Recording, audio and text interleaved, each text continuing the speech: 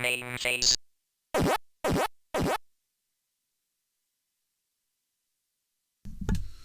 Hello and welcome to a third spooky stream, because apparently 2 spooky streams was not enough to cover all the spooky games I wanted to cover. So let's get started by saying hello to everybody in the chat. Aussie Guy was here first. So hello Aussie Guy, welcome again. Then we have the Ogre, who has today off. I'm surprised you didn't have yesterday off, although maybe, being Halloween, you were a busy Ogre. We also have Bob. Bob, without a fact of the day, but who thinks I'm going to be doing bench presses and become Chuck Norris, or challenge Chuck Norris, I'm not sure. We have Carlo, who wanted to know my favourite soundtrack, or everybody's favourite soundtrack. I believe I said before, it is Tekkee Packy, the Toplan game. We have Cow. Moo. Cow has so far survived. Cow even defeated me in the form of Mary on Death Smiles yesterday. We have Wolfaz. Who else do we have? We have Jarl HL, putting forward Thunder Zone or Desert Assault, as it's also known, as their favourite soundtrack. That might be one we have to play another day. And Evie, my partner. So hello everybody, and hello everybody who is just watching. You are always welcome. Hello Kevin. You are also very welcome here. And Mo Burma and Thomas. And all the people I'm now seeing because I've scrolled down the list a little bit. Carlo asks, how about a music-based chiptune episodes? That is a possibility. No, this voice is actually really annoying, and I will get tired of it very quickly, Bob. So, let's change the view to the horizontal one. Let's turn the volume a little bit. That might be too much. Let's full screen the game. And insert a coin. That's all spooky. The coin went straight into my pocket. Thanks to MAME fan donating $20. Thank you very much, MAME fan. It is much appreciated. Maybe I will have to have surgery on my throat after doing this voice for so long, and it may help pay for that. But thank you, always appreciated, and it's good to see you in the chat again.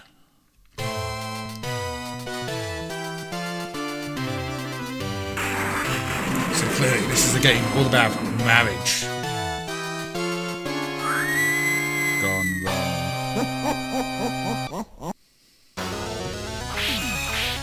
For those not aware, this is basically one of the arcade Castlevania games.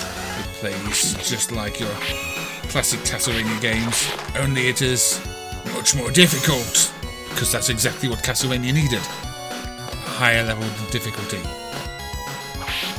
Yes, the castle is haunted, as are most good castles. With this trusty whip. There are no llamas though, no. I'm sorry. Just lots of zombies. But keep coming back. You see, why is it quite tricky is your animation is quite slow. Which means if something is too close, you don't really stand a chance of killing it. You have to keep them at a distance. Also, things don't move quite as you expect. And then a wall attacks you for no reason.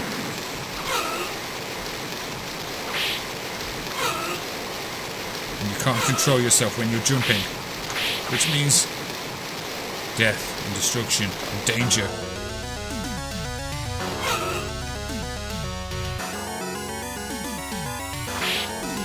Throwing hints. I'm using a whip, I'm not throwing anything. I don't know. Have you put a sign on the back of her head saying, "Demon, please land here"? It might help me, fam. Also, you see, that was a bit mean, the floor set fire. And now the trees want to eat me. Nothing is safe around here. We're not even in the castle yet, and it's already haunted.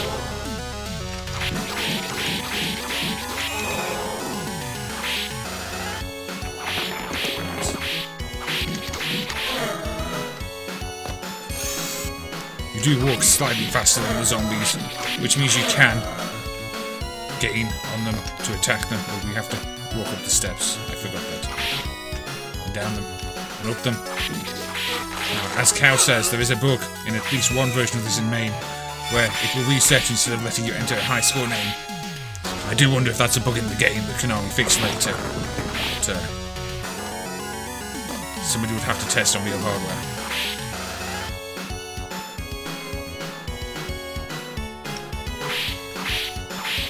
Maybe it doesn't occur very often. It is quite odd that it only seems to happen in one revision mode.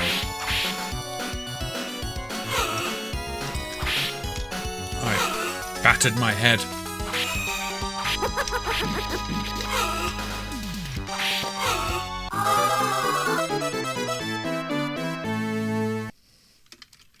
Yes, this old man doesn't seem to be the most mobile. Do I want to continue? Yes. I go back outside though. Back to the wall. This game is sponsored by Pink Floyd.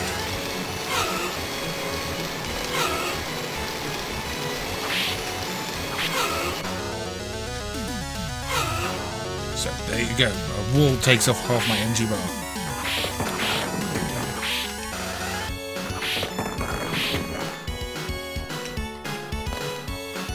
I know what happens here. Not falling for that one again.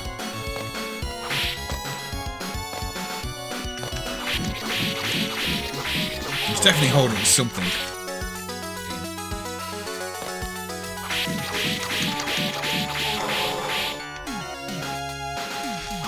It does look like he has broken an arm though, maybe. I'm not sure. Don't turn around. Oh dear, I'm doing worse this time than last time. I do not know if the credits are meant to go behind the grass or the stage number.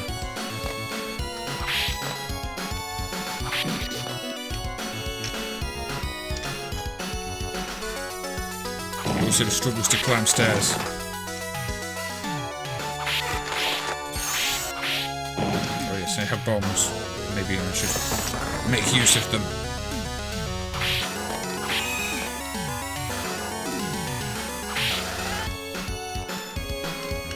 It does have a good soundtrack, as I think Carlo mentioned earlier.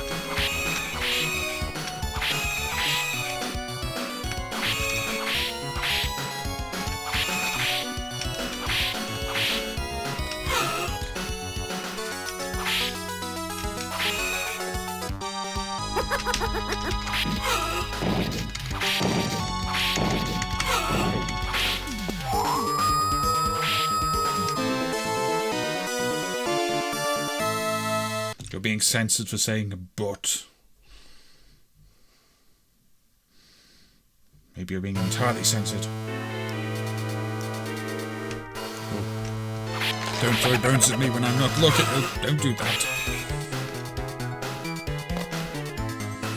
Okay. Now it goes from right to left. I don't like those. Give me the heart.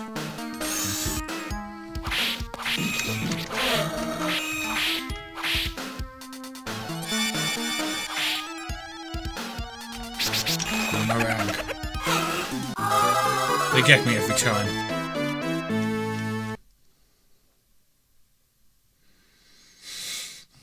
I've not even made it to a castle yet. No,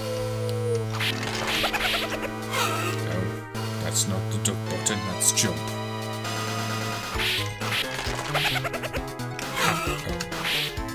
I laughed too early. Oh, come on.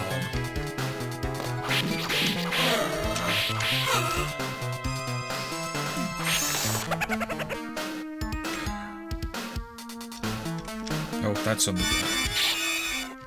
I have a spiky ball. Oh. Down the steps. There we go. I have never had so much difficulty walking down some stairs before. I think the priorities might be wrong here. I don't think the text is meant to be behind everything. Back up here. Keep my weapon at least. Yes, I didn't realise I'd die by walking in the water.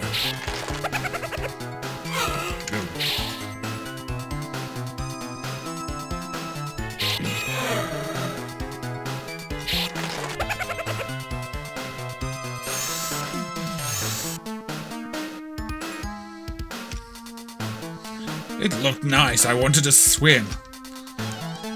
Wash off some of this blood so that more can be applied. What is the point in coming down here then? But apart from to go for a bath that you're not allowed to take.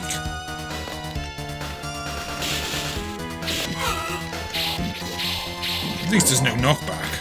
Oh. The water turned into ketchup. Why does that keep happening in these games?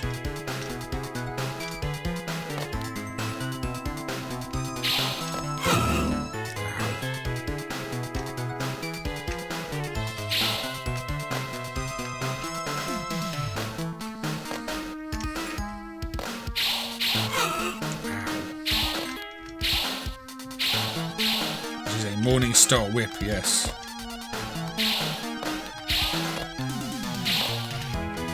I'd rather have a Rock Star Whip, though.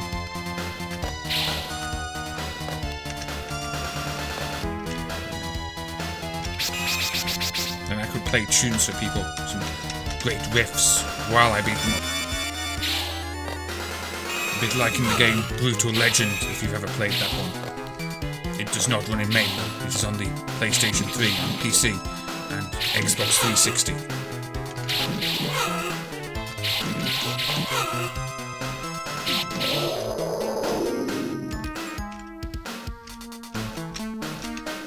Yes, I believe there were some amazing looking Castlevania games on the SNES and on the Genesis, not long after this one was made. This is definitely not the best in the series in terms of being playable or good looking. Everything wants to kill you multiple times.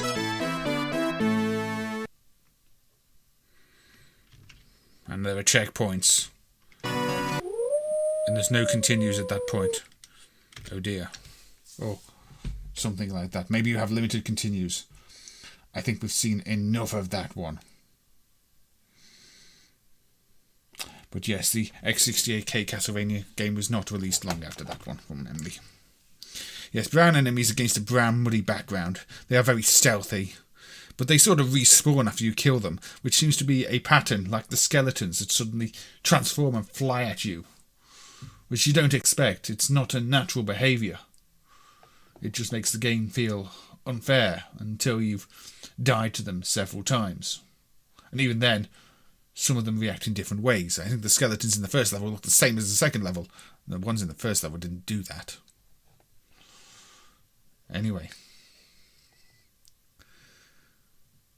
One of the stages had the morning battle themes for NES's Simon Quest. Yes, the music was actually rather good, but the game itself, I've never been a fan of it. I don't want to have played many of the Castlevania games anyway.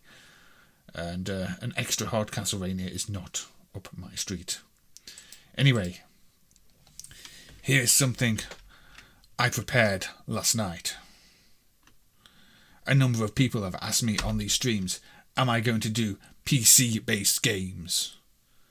So here is the PC AT486 driver, which has a 25 MHz 486 processor. The game's difficulty does ruin the enjoyment of it, yes, Aussie guy. As happens with many arcade games. So, last night I installed DOS on this machine. No, don't want that.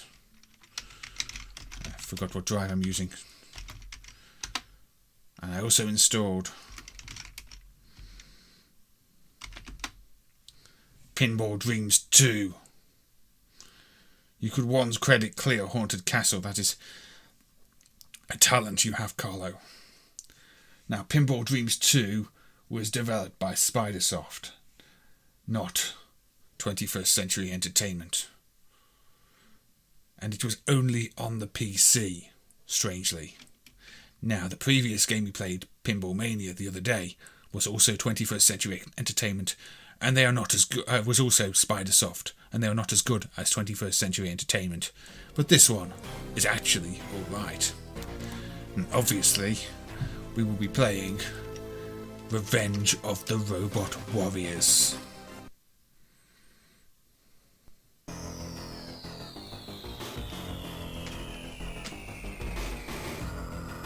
So this has got a bit of a creepy theme, and the art looks a bit like Escape from the Planet of the Robot Monsters from Atari. We will see how this one plays. Yes, people don't usually acknowledge this one because the true sequel was Pinball Fantasies. But say it's not terrible, this one. I'm surprised nobody has ported this to the Amiga, actually. It remains a PC exclusive, which is why I had to create a PC in the install DOS in the PC driver. Now, unfortunately, MAME doesn't offer many options in the PC driver for processor speeds without modification. So, the number of DOS games I can play is slightly limited by that unless I manually change the source code. Plus, MAME can only run this one at, what is it? 175% speed, and this is a 25 MHz PC. So, I don't think we're going to be running very fast PCs in MAME.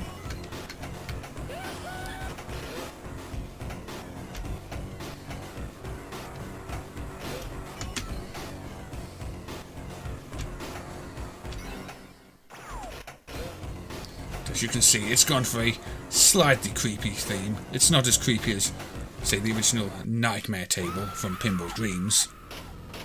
But I think less people have played this one.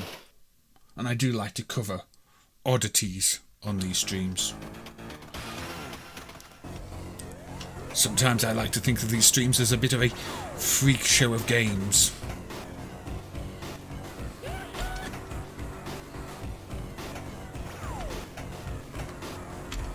But you know, some of them are enjoyable.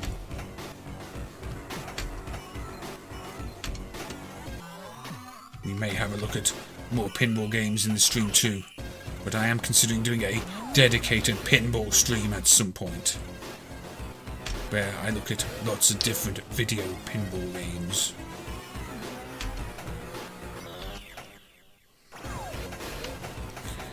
No, this was developed by Spidersoft and published by 21st Century Entertainment, Moboma.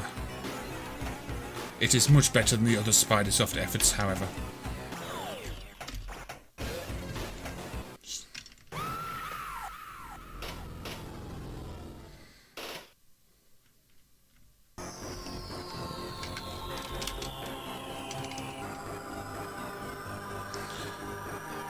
Yes, I didn't know about this one until a few years ago when I read about it online.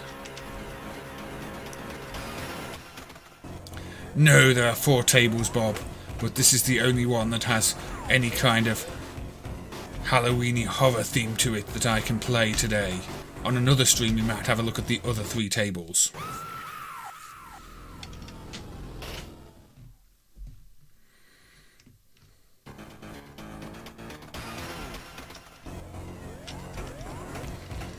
It does have a few annoying features, like you can't use the flippers until you've launched the ball, and there is no, if you lose the ball too early you get a free ball feature, which in cases like that means, you know, that cost me a ball even though I got nothing out of it.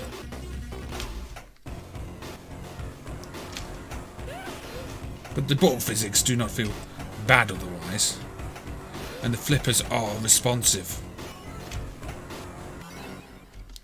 There just aren't all that many features on the table. I think Spidersoft were responsible for quite a few bad ports. Yes. There's a port of Pinball Dreams I on the PC as well that I have installed on this system, and it looks like it's probably a report of the SNES version or something, because the resolution is odd. Everything is very stretched, like it had been changed to run at a lower resolution, for example for on a SNES.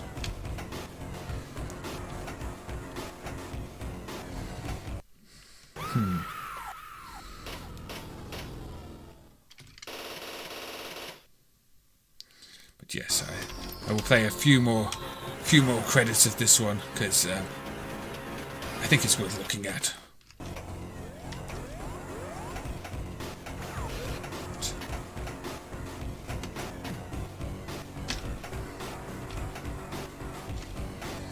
Yes, I do prefer to keep it family friendly. Pirate Gamer Boy. Although, as long as the mods will let things through, as long as it is not excessive.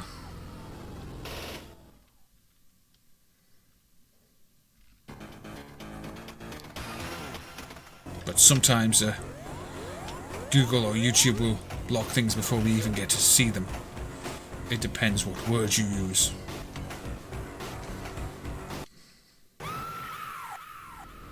I appear to be getting worse at Revenge of the Robot Warriors.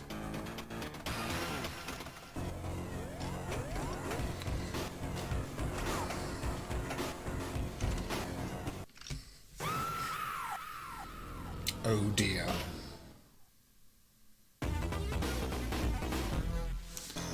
Sometimes it is down to YouTube.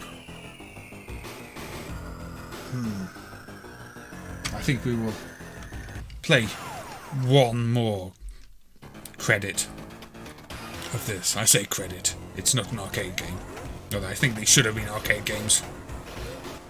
It's almost a crime that these pinball games did not make it to the arcades, when plenty of bad video pinball games did.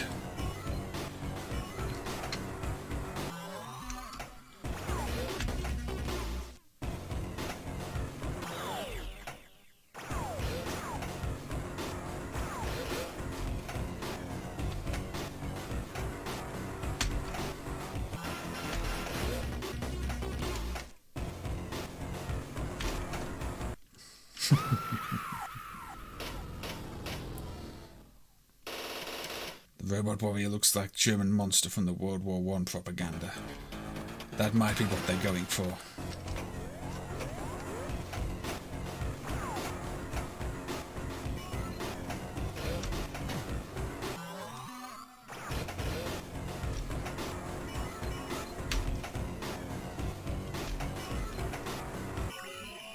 But apparently okay at getting the ball up there, but not in the other places.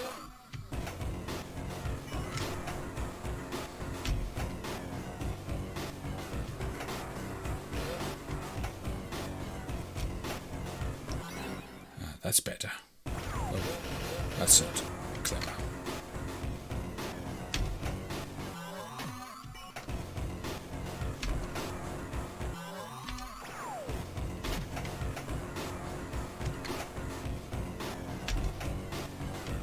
As you can see, for these old DOS games, MAME actually does a rather good job. It just, say, has fairly high requirements, so emulating a faster machine is difficult. And if you install Windows 95 on a 25 MHz 486, it is quite slow.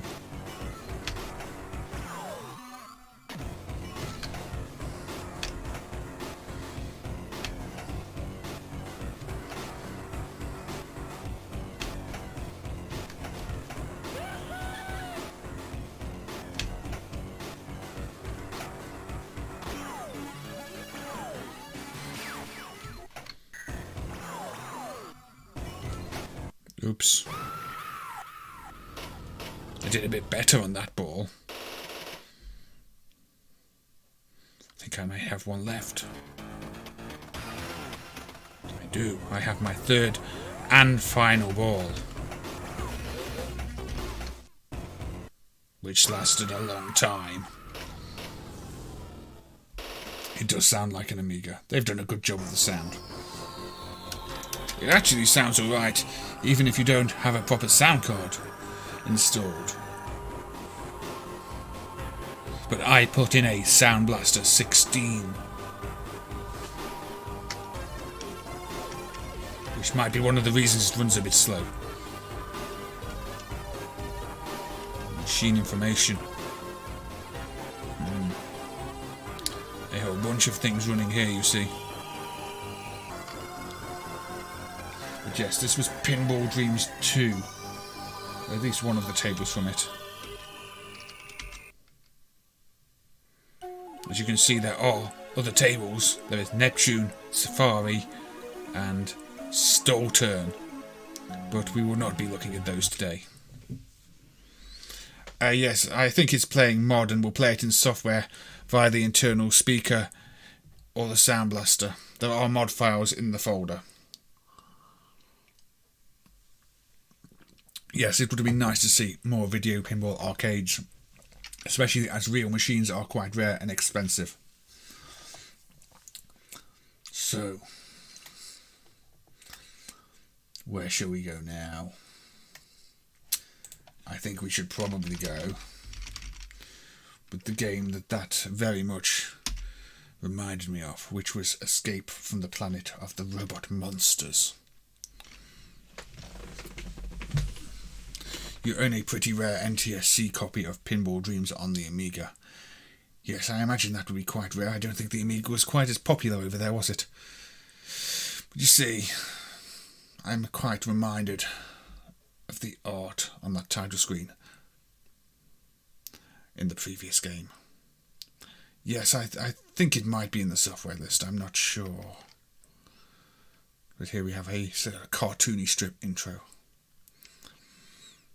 I had to find a crack for that version of Pinball Dreams II as well, because the game is copy protected and wants words from the manual, and I could not find a scan of the manual anywhere. Find and rescue Professor Cerebellum. Same for Pinball Fantasies on DOS, actually. Anyway, lots of in the high score table. So, this is Creepy Robots. Now this is meant to use a special multi-directional joystick, so it doesn't play quite as it should on keyboard. This is one of those. Don't shoot the slaves. Well, you don't shoot the slaves. Sorry, slave. Human hostages to transport them back to the mothership. Go back to the mothership. Don't run into wars either. Throwing switch, turn on electro stairs.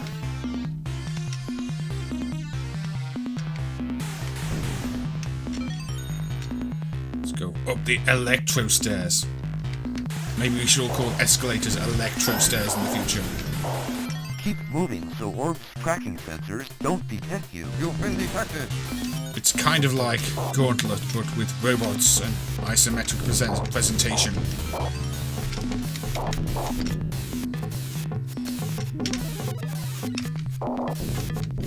Obviously, not quite as well remembered. Just to avoid cyber guard shot. Break into food lockers for more life. Yes, you can duck to avoid the shots, as it tells you. Now, I always think, yes, this is what Gauntlet would have been like if Gauntlet was isometric, and I'm not talking about Gauntlet 3 for the Spectrum and other 8-bits, but a proper Atari isometric Gauntlet. But instead, they skipped this Gauntlet stage, this isometric stage, and went straight for the 3D games. Maybe that was the best, maybe not, I don't know. What is the other 68K use for? I think it's a secondary processor, just used for extra processing tasks. I have not actually looked at the driver. You've been detected.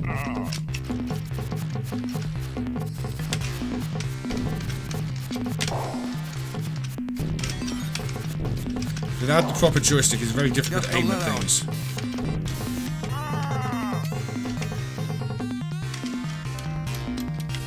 I'm not sure how spooky this is, but it just seemed like a B horror movie. So, I think it counts. It also potentially allows me to introduce the next game more easily, which kind of follows on. You've been detected. I've been detected by something. Look, the lights went out temporarily while I turned on the electro stairs. Yes, robots and saving humans is also kind of Robotron, as Bob says. Dreams II Mastertronic.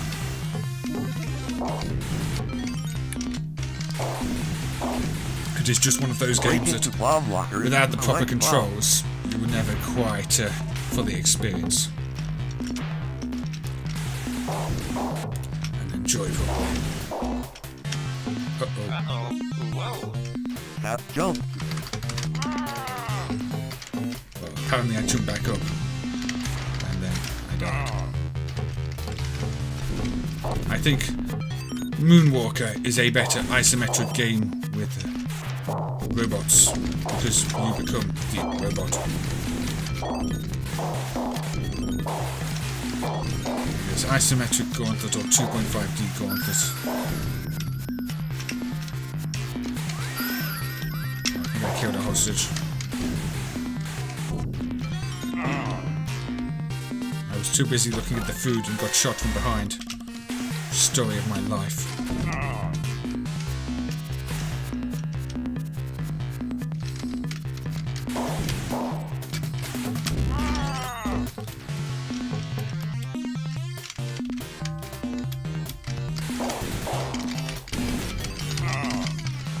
It's strange it uses the jump button to start, because the jump button is actually not the most useful button in the game. Uh-oh. Whoa. I always forget this one has speech too. Again, that just makes it feel more like Gauntlet. How many credits am I getting through?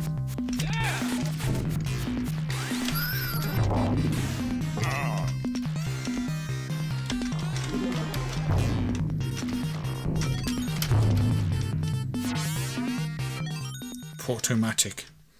Is that what they used to bring this game to the Atari Lynx and other systems? Did it fail? Steer the cyber sled through the canal mazes. Now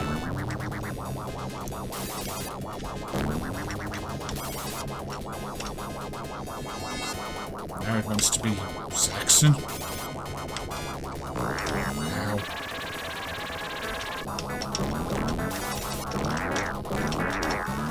Mostly it wants to be annoying. 10. Go to sector M. You get to choose where you go. I have bombs. I found that out. I think I pressed both buttons to use them or something.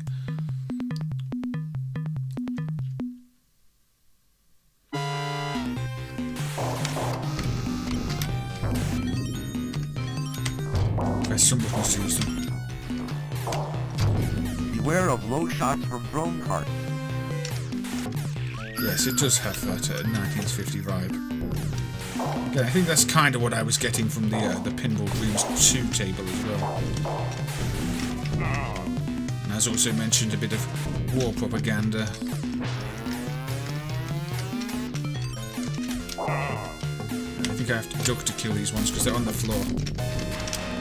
Like whenever you try and shoot something in a pram.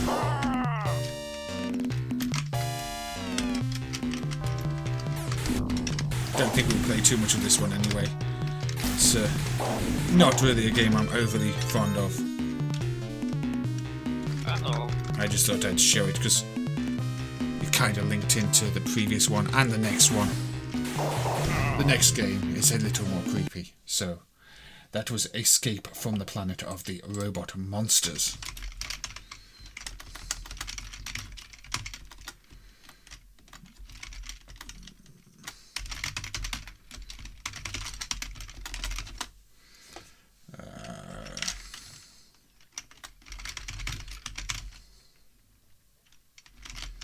This is Skeleton Crew.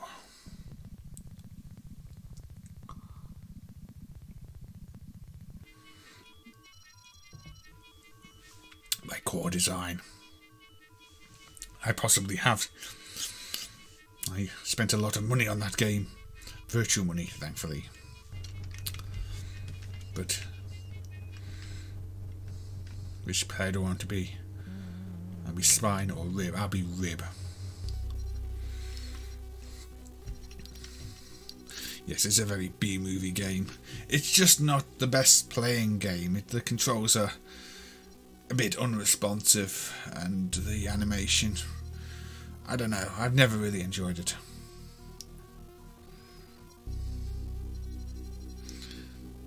Are we talking about Skeleton Crew now, Pirate Game Boy, or Robot Monsters? Because this has nice moody music.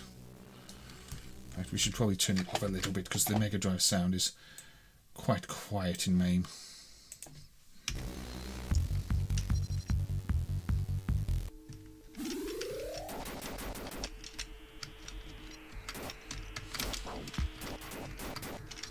Okay, let's just do the buttons.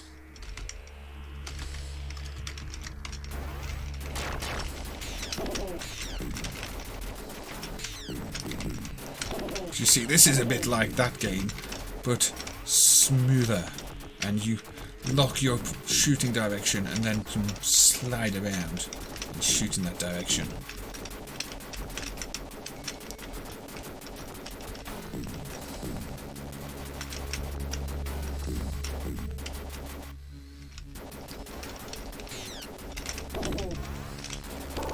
But the animation is so much smoother here.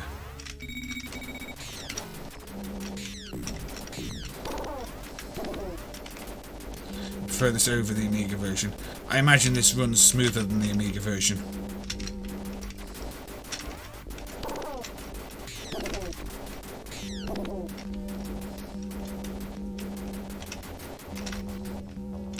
I can't remember what I'm doing in it, but apparently now I have bombs.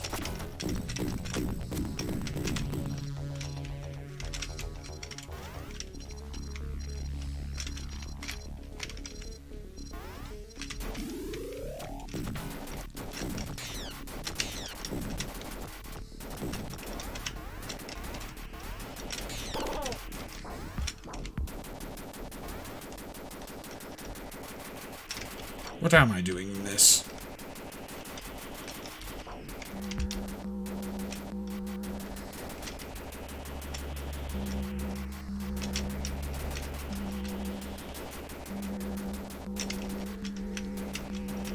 Surely have to get through here. Oh, there we go. Just need more shots. I couldn't remember. It's been a long time since I played this one.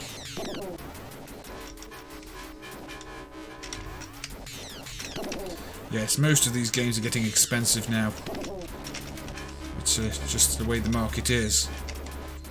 Emulation definitely has not stopped the prices going up. If anything, maybe people still being able to play the games has kept them high because people remember the games and want to play them again. And can see if they're still any good. And if they are, they're willing to pay more money for them. Look here, we've got a nice column scroll effect. Fancy use of the Mega Drive's video hardware.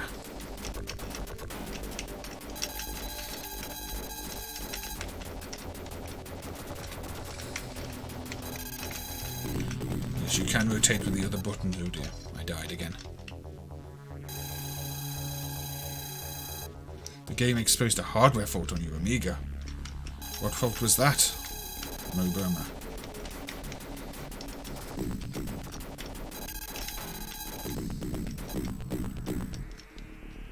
Apparently I'm not doing very well.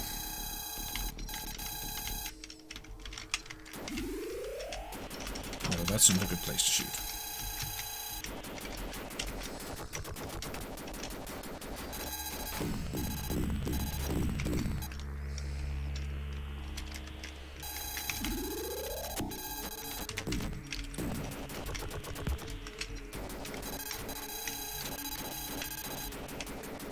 Yes, it's fake sprite rotation using column scroll. It's very fancy. A lot of the better looking Mega Drive games employ similar techniques.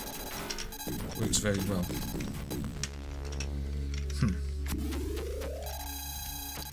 Fortunately.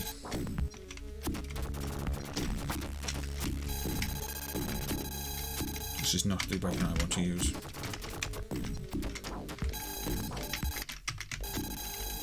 How do I beat it with this weapon? That's better.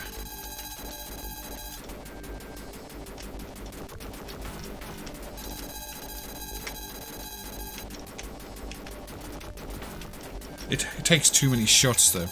I'm doing something wrong here. There we go. Yes, there are quite a few. Some use it for lots of the background. I think there's a slight bug in MAME where it doesn't always work on the left-hand side. There's a shoot 'em up that uses it too for a lot of fake rotating backgrounds. I can't remember what it's called. It is a technique I see a lot.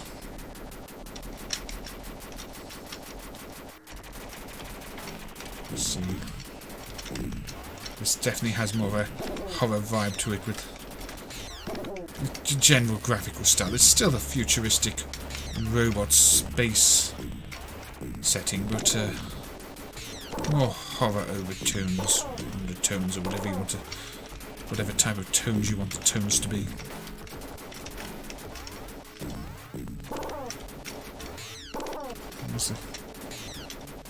Where's the control for that gate?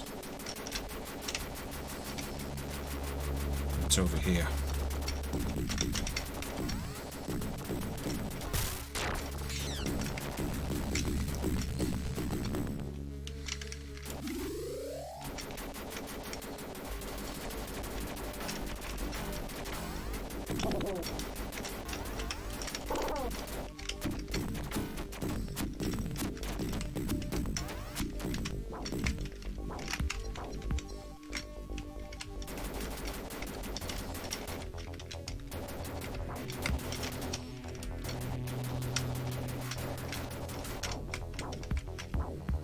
The control scheme does take a bit of getting used to.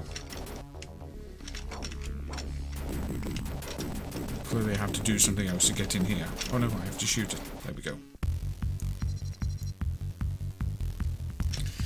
Yes, I mean, it's fake because naturally the hardware does not support rotation. It's just sort of shifting columns up and down to make it look like it's rotating, but it's a very effective way of doing it, even without hardware rotation support. Oh, now we're in a creepy pool of slimy stuff.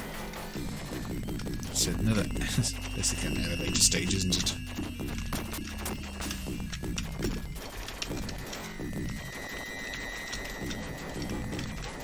But yes, I think this would have made a better arcade game than Escape from the Planet of the Robot Monsters, to be honest. But again, this was only on the Mega Drive, well, and the Amiga. Maybe PC, I don't know. It was not in the arcades, though. We'll not play too much more of it, though, because the pacing is quite slow.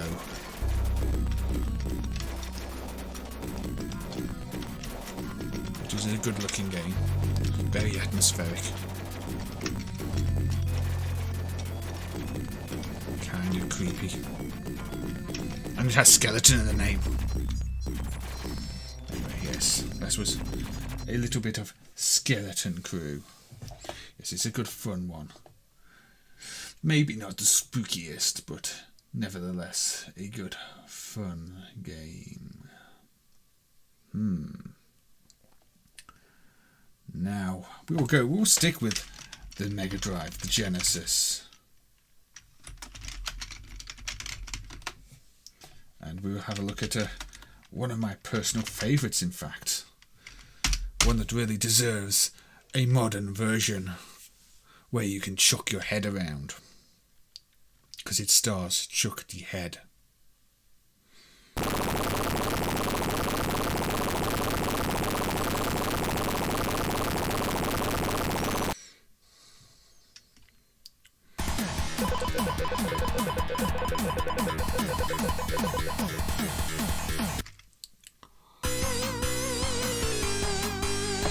This is DecapAtack from Sega in 1991.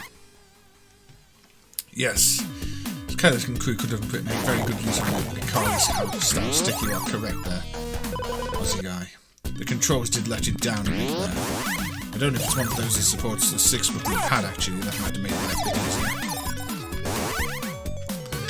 But obviously, in this horror-themed game, you control this headless mummy thing who picks up heads, throw them around, and you punch with your gut that has eyes on it. So that makes perfect sense. But it doesn't need to make perfect sense. Because it's just a lot of fun.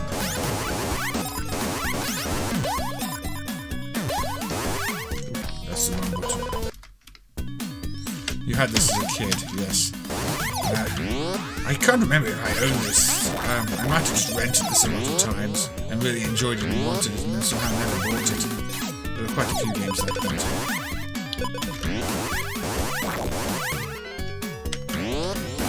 But it's got a good exploration aspect to the levels, as well as the platforming. It just works. Oh, I keep pressing the wrong button. Don't do that.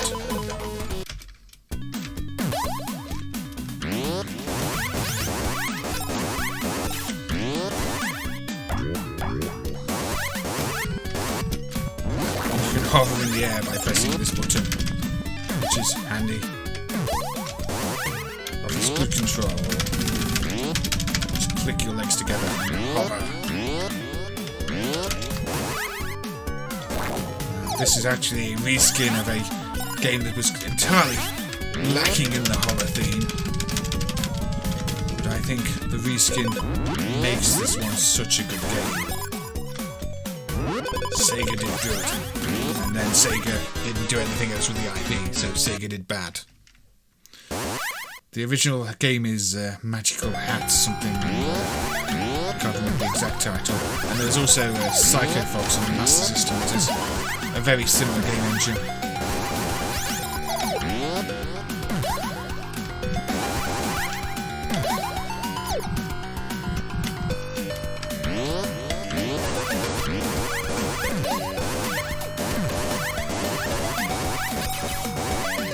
Yes, it's very similar to Psycho Fox, but the original Mega Drive version was a magical hat, as Aussie Guy says.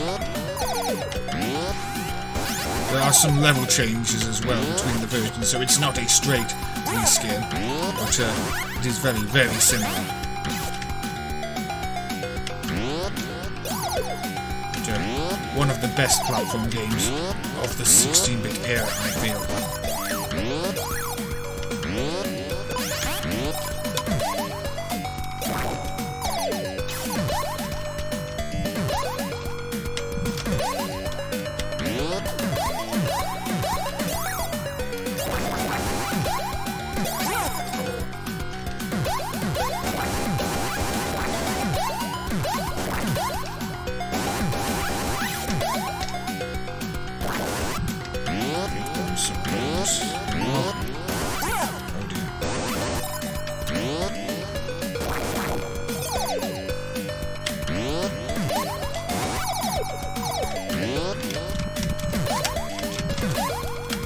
You have to use this floating air run mechanic to get your jumps better, higher, land where you want to land.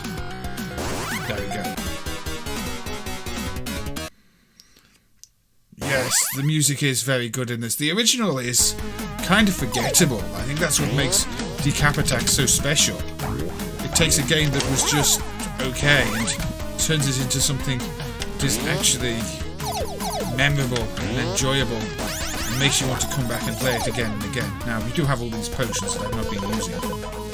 Let's see. If I wanted to. Do give you a bit of an advantage.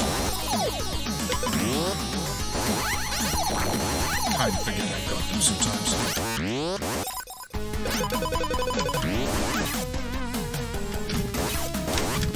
I should see the exit is not always in the same place. It is not just always on the right, which is a problem with many platform games. They just turn into keep going right, keep going right, keep going right.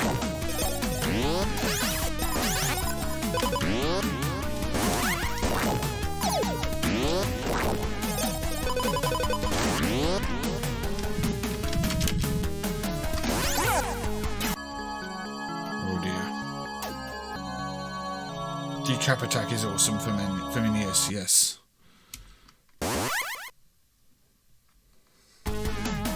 Unfortunately, I failed there.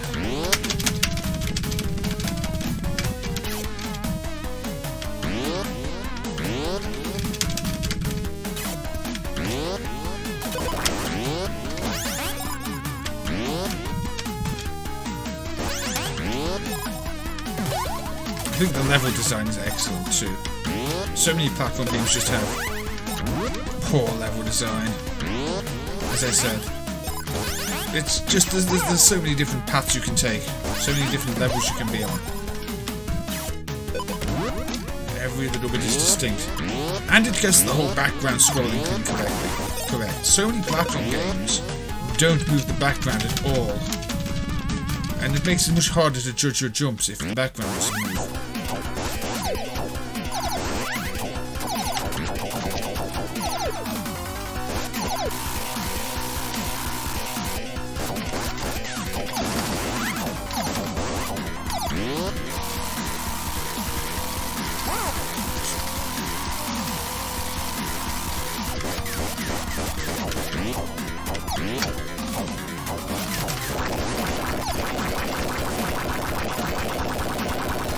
Vic Tokai. There's some good Vic Tokai games. The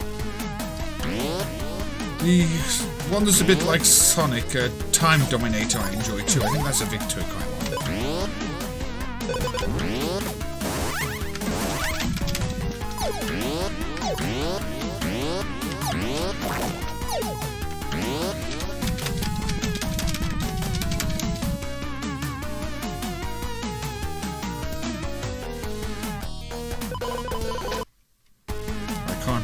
Why not?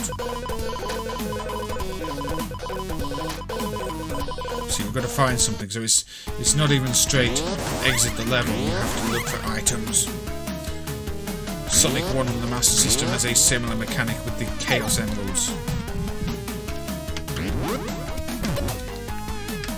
Although you don't have to find those. Just don't get a good ending if you fail to find them. I did forget about that mechanic though.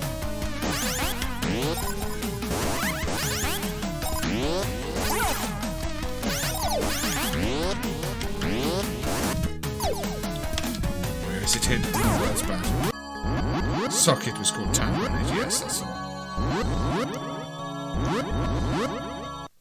Anyway, I think we've seen enough of DecapAtack. It is an excellent spooky Halloween game, combining good platforming, great controls, spooky music and graphics, exploration. It's just a well-rounded product. You remember it, I don't remember it at all, but we have moved on now. I think you have seen DecapAtack. If you've not played it and you're watching the stream, go and play it. It is an excellent Halloween game. So let me just reorganize my list a little bit here.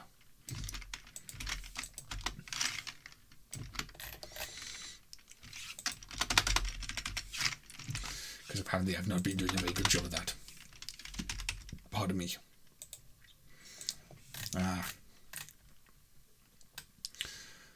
Shall we go back to the arcades? Now, the theming on this one kind of confuses me. For some reason, with Puzz Loop 2, the sequel to Puzz Loop, Mitchell went with quite a spooky theme. Vic Tokai developed the X under the graphic tech mode. I wasn't aware of that. Probably a bit loud now, won't we? Turn that down a tad. There we go. So yes, they've gone with this overall spooky theme without being an outright Halloween theme. You can tell it wants to go whoo at you.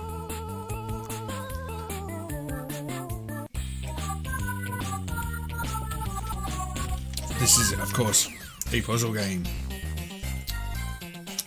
So stage mode.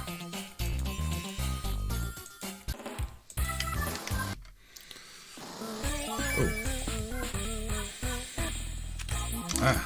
I don't think we've enabled it in the service mode. Operation. Paddle. That's better.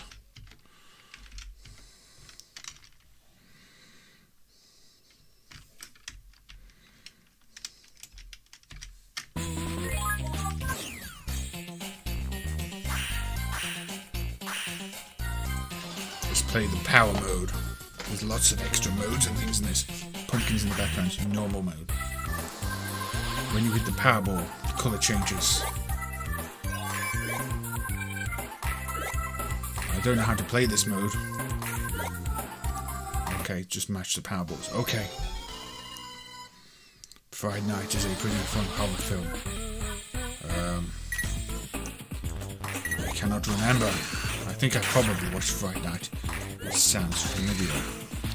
But yes, you see, since this is the official sequel to Puzz Loop, and not some cheap, dirty knockoff, it does contain original mechanics, like this Powerball thing, which means it offers something new that none of the others do. For that reason, it is absolutely worth playing. Oh, that was already there.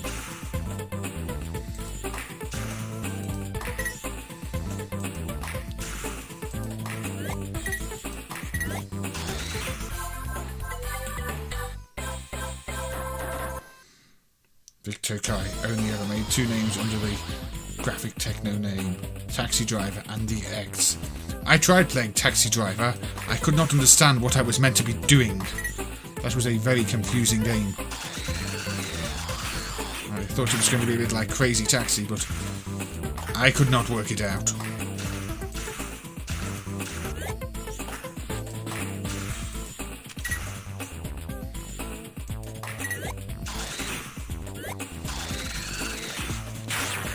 Obviously, I am a big fan of these Puzz Loop games.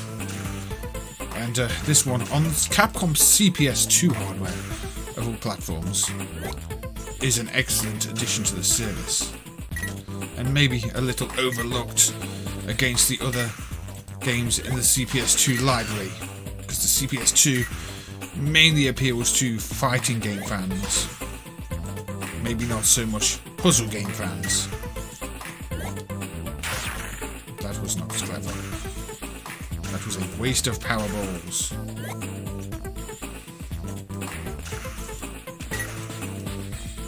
It was also quite stupid.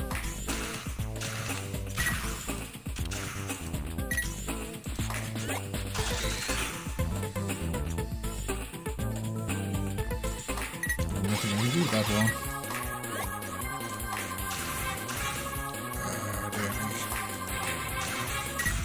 Oh, that was lucky.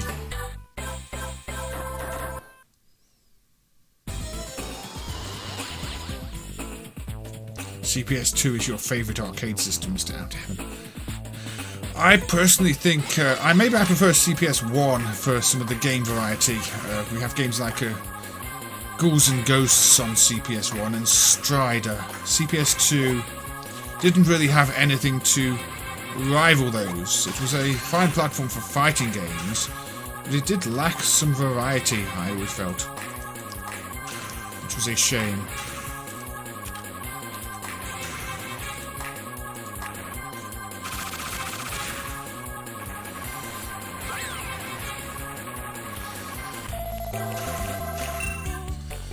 So, I got a grade E for excellent, clearly.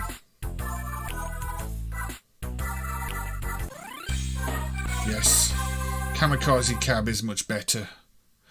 Taxi Driver did seem like garbage. Maybe I should do it in a bad games stream. Maybe I did, I can't remember now. So you have Stage, Panic, Power and Versus. Panic is your traditional mode, stages. Traditional Power is the one we played, but Stage mode has its own new features, I believe. Maybe not immediately. It has ridges to fire balls across.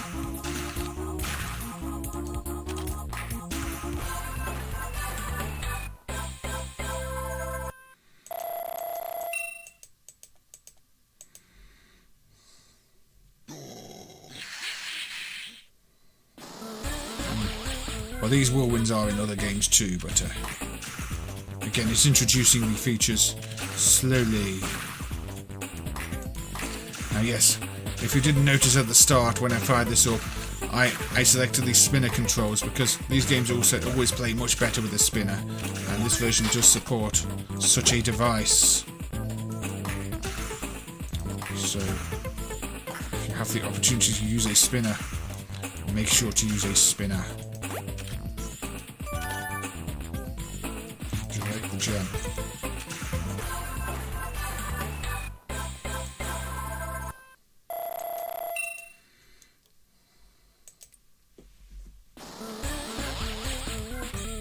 You see, it's still all autumny and all spooky. It just doesn't quite take that step of saying, I am a Halloween game, but it clearly is.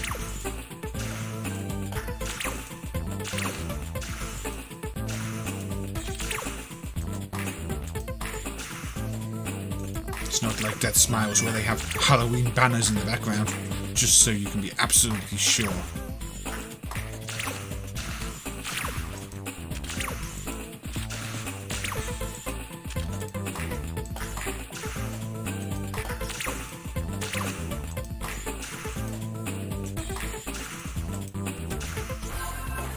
X. I have not seen the X. Maybe I have seen screenshots. It's one of those undumped games. Well, here we have a different layout, you see. With balls coming in from different places and a teleporter. Because, again, teleporters are spooky. You see, Mitchell, since they created the concept here, are the best ones to know what to do with it and actually add new content to it. And that they did.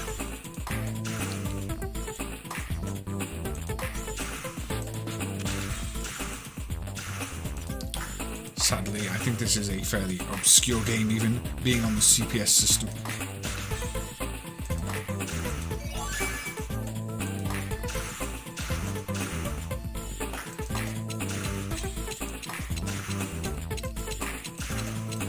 Anyway, you have seen Puzz Loop 2. That is the game. That is what it does. It's like Puzz Loop, but with more content. Now, we will go with the trusty C64. Now, I am not sure if this one is in the software list or not. But there were 2 releases of this game, the first of which I am loading now.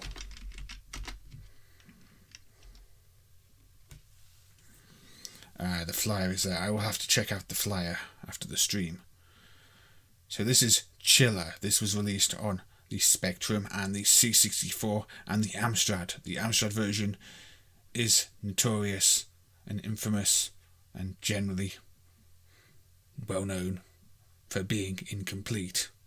The last level is impossible, and the levels after that are not in the game. So they intentionally made the level impossible to complete, I think, because they couldn't be bothered to finish the game. But this is the C64 version, and this is the first release of it, which was recalled. It might become obvious why it was recalled once we have loaded the game, which we will have done in about 30 seconds. I will stop accelerating the loader now. Now, C64 doesn't have all the loading noises, which kind of always felt odd to me, but sometimes it would play music. Not in this one, though.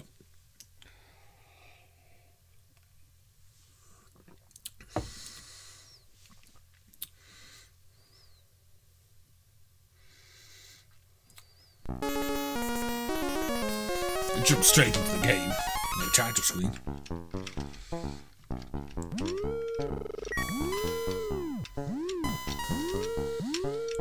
Now, does the music maybe sound familiar?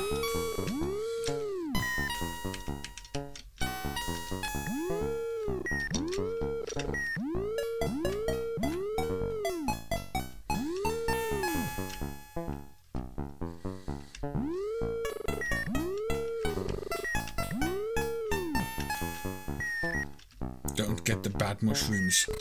Do get the crosses. I got the bad mushrooms. Shall we try again?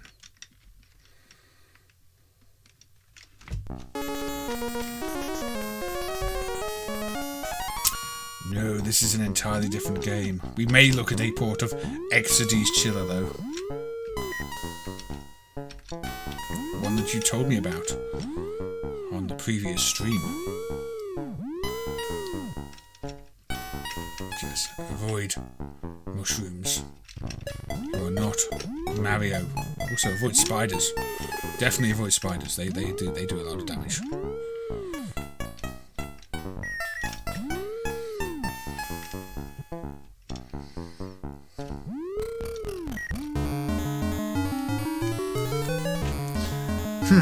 I completed this level when I played this earlier.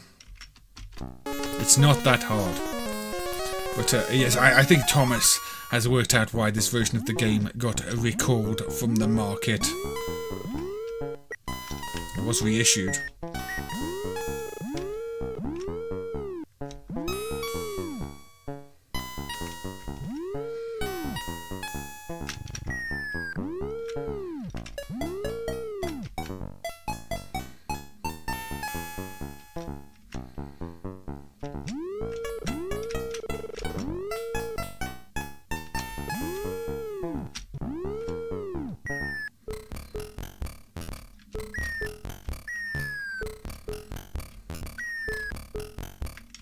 The purple mushrooms are good, however. There we go.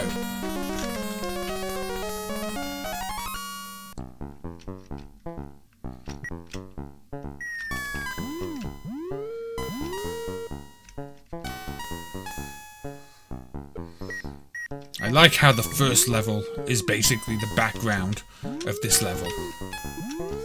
Like you were watching the first level in the cinema. My movement speed is now very slow because I'm running out of energy. I wish I had a car computer telling me that I was running out of energy. So yes, that was the first release of the game. For the purpose of comparison, we will quickly, I say quickly, we've still got to load it, look at the second release of the game. The reissue of the game. Because there's every chance that I will have to mute the previous version on the stream. Because YouTube and music. The first level reminds me of Number Crash. Does it, does I? I assure you it plays a bit better than Number Crash, because Number Crash is ridiculously convoluted, and we did play Number Crash on a previous stream, and kicking numbers around is not fun. This is just a simple collect 'em up. It was a budget game, so many people owned it. It was very cheap. But a bit of cheap entertainment, you can't really complain, can you? But yes, this was the second release of the game, which is basically the same, except it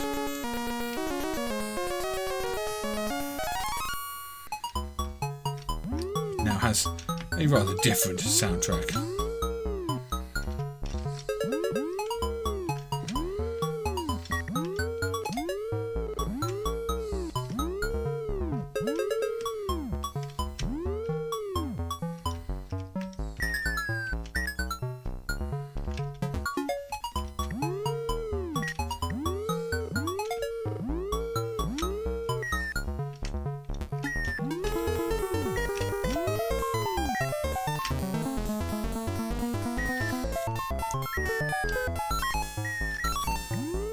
Now, I actually think I prefer the music in this version.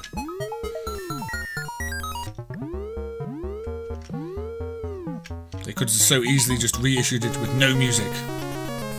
The third release had Billie Jean as the soundtrack. I am not sure I believe this bold fact.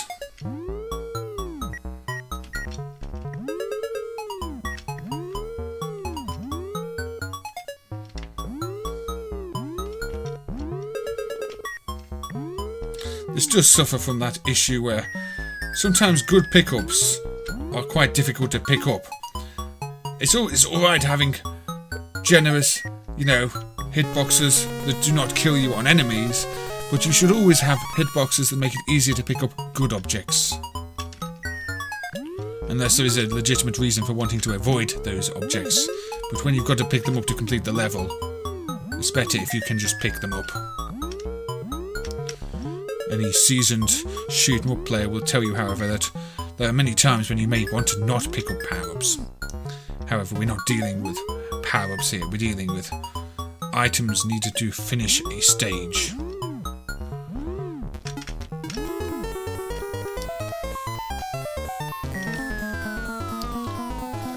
There is no fall damage. I'm quite glad of that.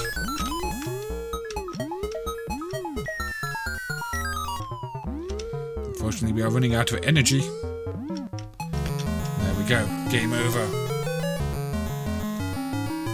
Yes, Fungi Collector Simulator.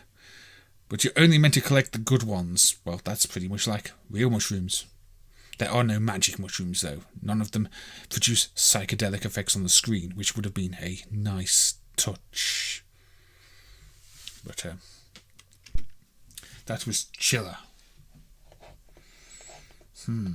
So, what shall we play next? What shall we play next? Ooh. Let's play a game. Let's play another puzzle game. Now, no, not quite a puzzle game, but one that seems kind of Halloween-y, but not creepy. This is Gunbarich, a spin-off from the Gunbird series. But this kind of reminds me of Halloween in the lots of colours and candy type of way.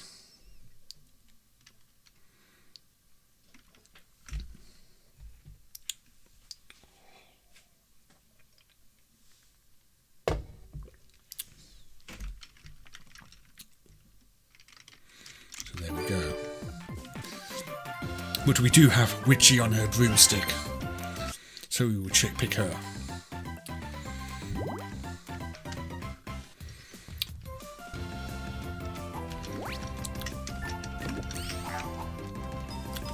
But you see, it's not quite Halloween, but Halloween, you know, sometimes is a celebration with lots of colours. If you've ever seen, you know, your Day of the Dead type things, that's a much more colourful celebration.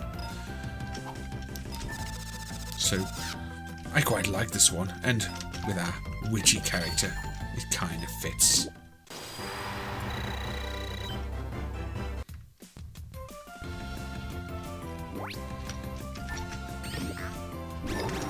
It is a cross between Breakout and Pinball. You flip the ball with your flippers, and you can control the ball when it is moving, which is a feature seen in games like Neon Systems Omega.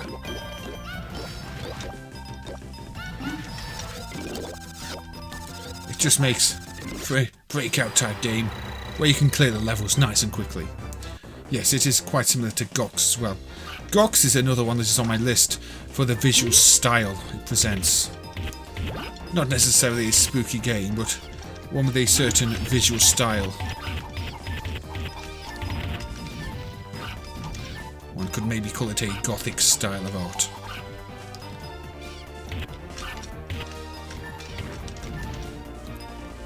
You see, this even has boss battles.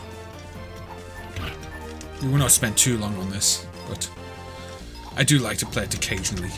It is one that I worked on the emulation of.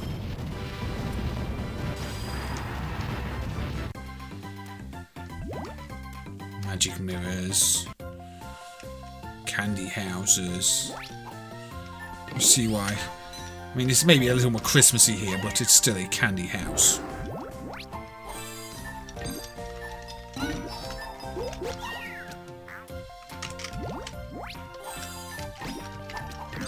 So to you know, we are officially past Halloween now.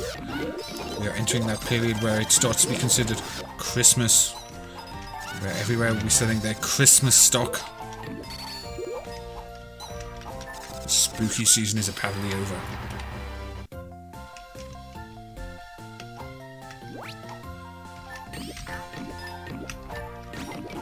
But don't worry, we will get back to some bloody, scary games in a bit. I just wanted a more light-hearted interlude. There is bonfire night first, yes. This is true. Although I do not have any plans for that at the moment. It appears celebrations this year are quite muted, as they have been even before this whole pandemic claimed many lives.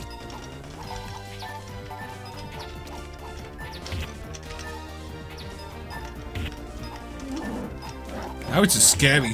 Look, it went all scary, that's what I mean. So, it's still a little bit spooky, even if it's a little bit Christmas. Maybe it's Nightmare Before Christmas. I could have played that one, the LCD game from Tiger, but I don't think I want to subject any of you to that. It's a bit like the Virtual Boy. I was considering playing the Wario game, but mainly because the Virtual Boy, everything is in my favourite colour, which is red. And before the Virtual Boy, there was the Adventure Vision for that too. Perfect red graphics. Make your eyes bleed. But you wouldn't know, because you're seeing red anyway. Silent night, deadly night. Fright, fright, fright.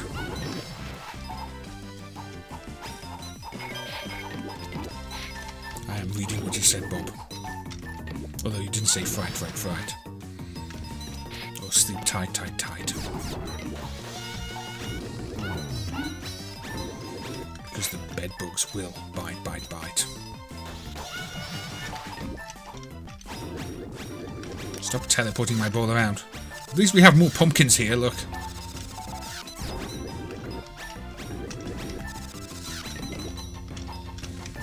I seem to recall the boss here might be a pumpkin too, but I don't remember now. I think we should get to the next boss before we call it quits.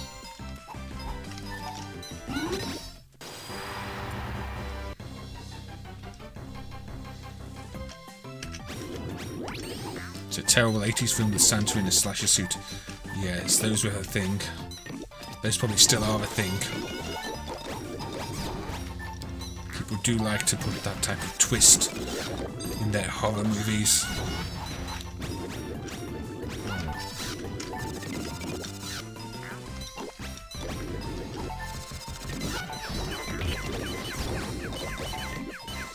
That Santa may have been employed by the BBC.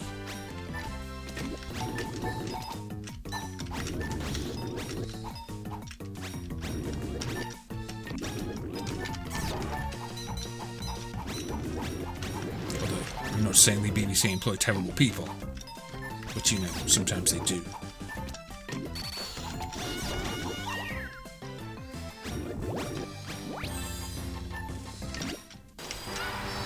That brick wanted me to know it was the last of its kind. Yes, you see, Pumpkin King. So this is where it gets a bit more Halloween-y. So we'll kill off the Pumpkin King and then move on. This is what I wanted to see.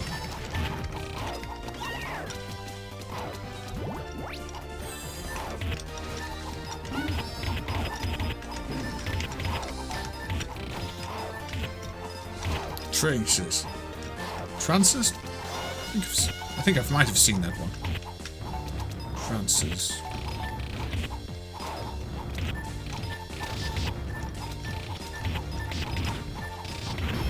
There we go, the Pumpkin King is dead.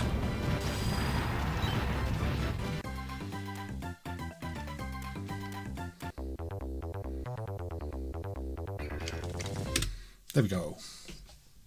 That was a fun little one, a bit cuter, but still kind of scary with the pumpkins.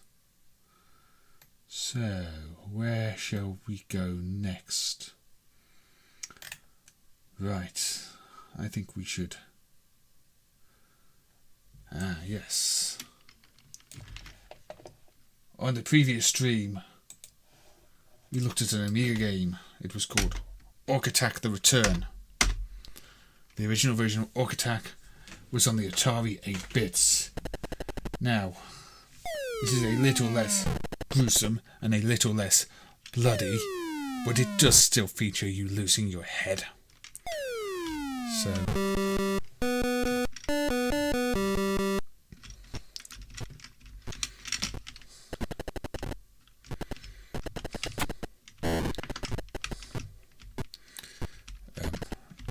I need to get a rock.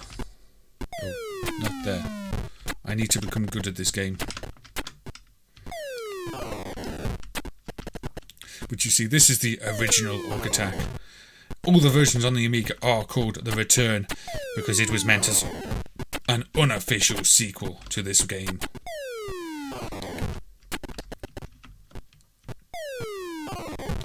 But didn't it look so much better with all that blood on the Amiga? Even if, arguably, the gameplay is a little more detailed here. Now watch them burn! Watch them all burn. Excellent.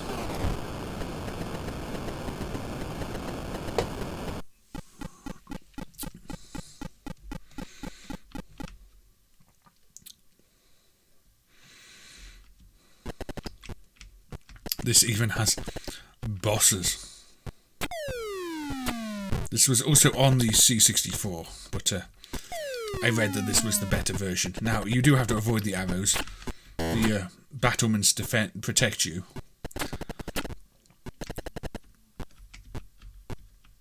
Oh dear, I keep missing them. Because you can't throw over them. You can just throw slightly to the side. Now I need to get my sword because they're near the top. Just go away. Go away, you. Go away. There we go. See, I have to chop them down because they're too high up. Oh dear, oh dear. Oh, I need another sword. I've been shot.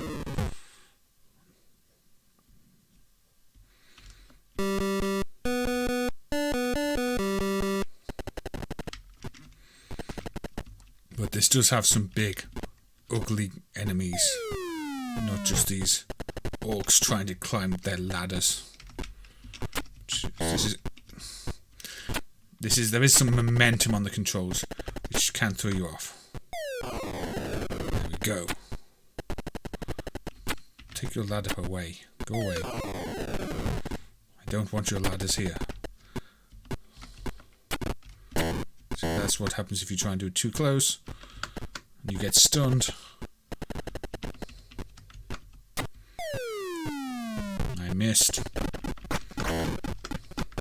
No. No.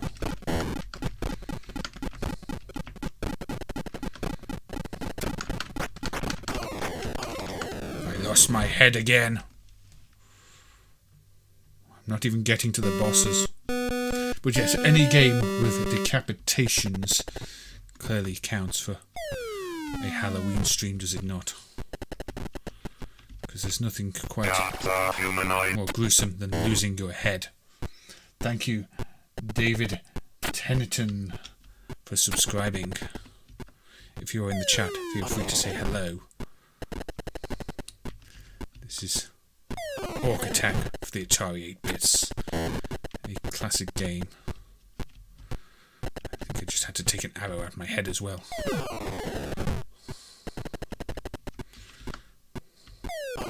Of course, it does make it slightly easier when they've destroyed the walls at the top, the battlements, because you can throw the rocks there again, but it also makes it easier for you to get hit. I don't have a rock, no. That's bad. I need a rock.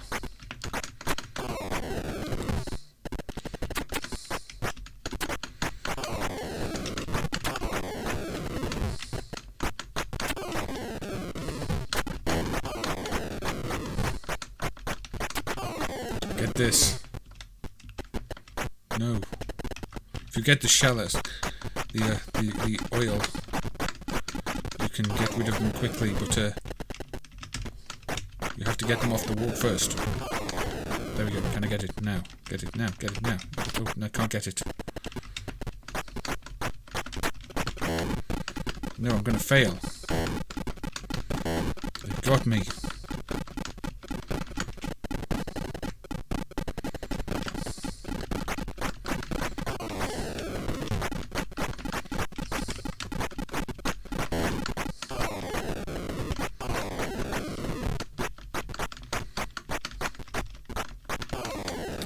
My head again. Yes, it does look a bit like a Punch and Judy puppet. You are right, Mo Burma. The Atari 8-bit does have a faster CPU. Unfortunately, I was so close to finishing that level, I just could not get them quite in time. I don't know if it's continuing. No, I still can't throw over that thing. Breaking of the ladder helps. If you hit certain parts of the ladder breaks. Which, just don't get hit by the arrows, because this happens and you can't control it anymore.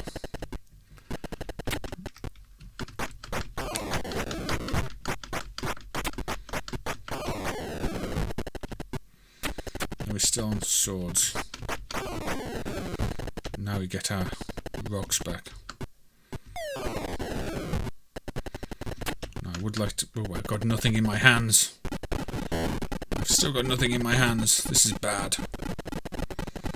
Come on. I want to clear a level. I think the first levels do not have bosses though, unfortunately. You have to get to, I think, level 5, and I don't think we'll be doing that. I'm not in the right place to chop your head off. There we go.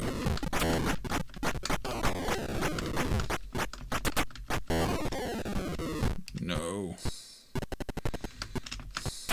There we go. And they can all burn again. It is a little bit annoying, but I guess it's one way. I mean, they can't get you there either, so they protect you. It's a bit like the bases in Space Invaders. You can't shoot where they are, and you can't be shot where they are. Well, you can blast through them, but that's a silly thing to do. I think this is pretty impressive, Aussie Guy, to be honest. I quite enjoy this one. It does have bigger enemies and bosses if you complete enough stages. I think stage 5 onwards has a boss after you burn them. But we will leave that one there. I do enjoy it, though. And I wanted to look at it because we did look at the unofficial Amiga sequel. And it's good to see where these games came from, I feel. Now, I just need to pour a drink. What drink do I want?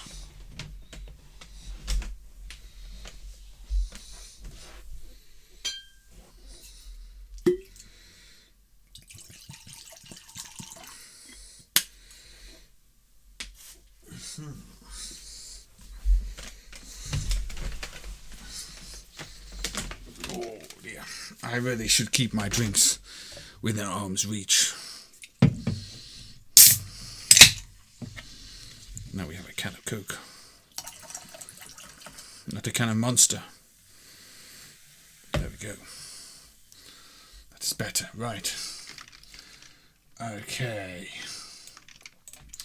Now we're going to go with a game that we all know is bad because it was developed by Kyle Hodgetts for the Game Room. This is Dark Tower. We have played this one before. It is a conversion of Double Dragon. So, yes, if you owned a Double Dragon and it wasn't performing well in your arcade, you could convert it to Dark Tower.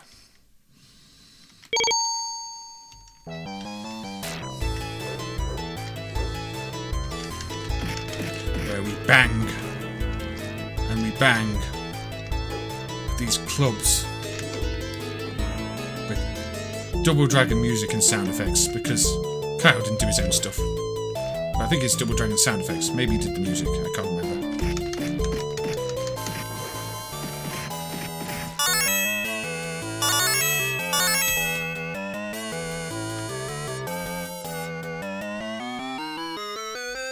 Orc-Attack was called the most violent and gratuitously satisfying shoot-'em-up on the market. I wouldn't call it a shoot-'em-up, but yes.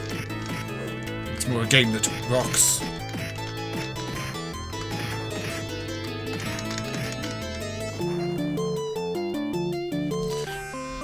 Yes, it is a poorly altered Snowball's enemy.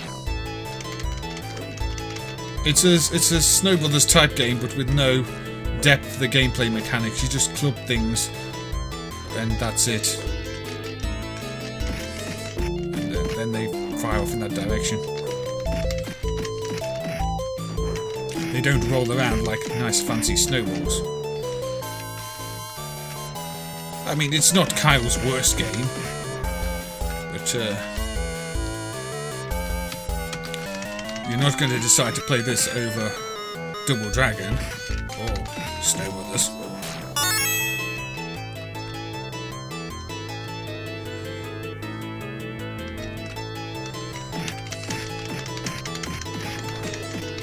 It does have chains. You know, you hit one enemy to the other, so that is a positive. It could just ignore them entirely. I have played worse single-screen platformers. In fact, Semicom's Toyland Adventure, I feel, is a far worse game than this. This is odd coming from Semicom.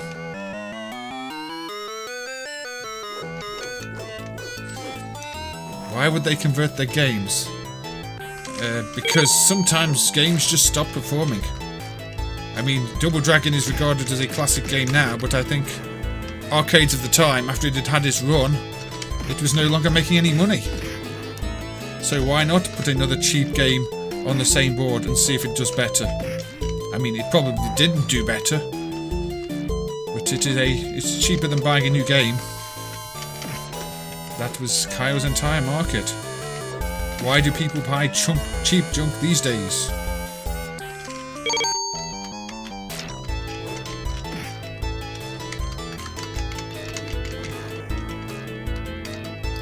The background does look misaligned, but I don't think it is.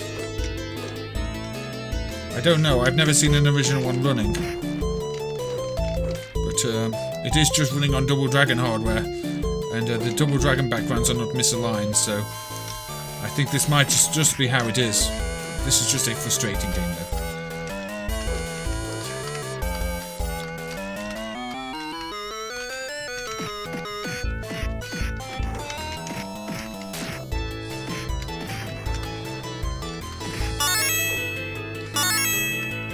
You could move the sprite up, or you could move the background down, but I don't think it makes sense.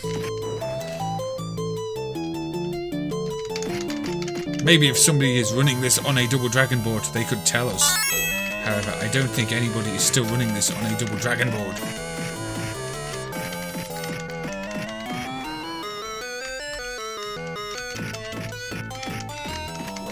Zilek make better conversions.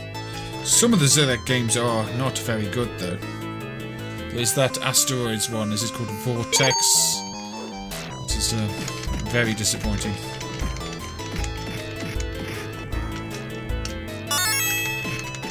And then they have some quiz machines which are conversions of track and field, I believe, and again, why would you convert a track and field to a quiz machine?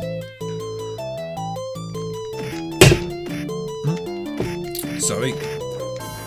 Where's the flame coming from? I'm not sure. I'm also quite reminded of China Gate with this, but again, China Gate is a better game.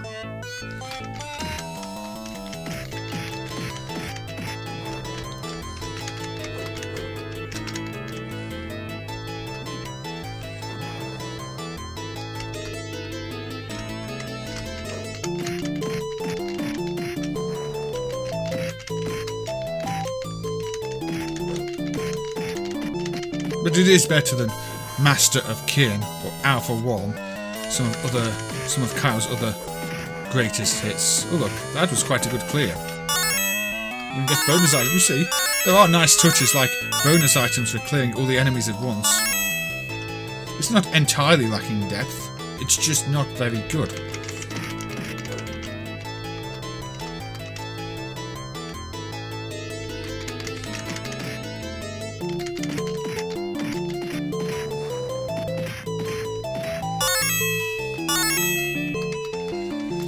Animated flames in the background are quite nice. Probably stolen from somewhere, but quite nice. I'm not sure if it has bosses. To be quite honest, this is the longest I've played it.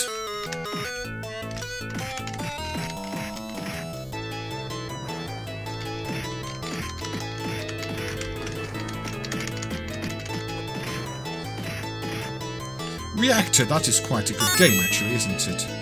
That is the... is that the Breakout one? Not terrible. Oh, there is a boss. Look, there is a boss with his little minions. That destroys the platforms. As well as me. You see, again, there is something more to this game.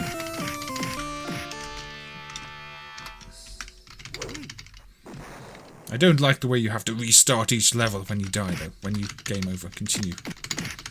There we go, though. You are dead. And the little ones are dead, too. Bonus. And now I'm standing on platforms that... Now the platforms really are misaligned. Not sure what's going on there. And the music stopped. Did we break it? I think we broke it.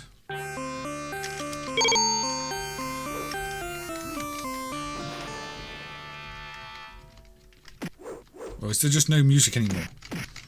How odd. I mean... silence. Is it calling music tracks that aren't in the Double Dragon sound ROM? I don't know. This is quite creepy. Or did Kyo just go, oh, can't be bothered now. There you go anyway. I don't know why. The boss looked like a Ghouls and Ghosts sprite. Yes, it did a little bit. I don't know if it's a bug or if it's just the game, Bob. But yes, the music did stop there, which was quite surprising. You got some enjoyment from Alpha 1, the arcade version. That is one that I really struggle with, Aussie Guy. But everybody has different tastes. That is one of the great things about games. Somebody can hate a game and another person can love that game. So, now... we all love our Spectrum, don't we? We're going to play a game called Soft and Cuddly.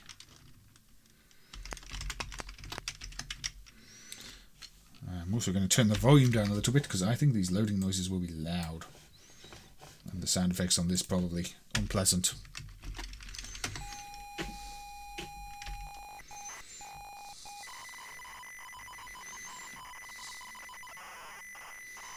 This was released by the Powerhouse. I believe they were a budget label.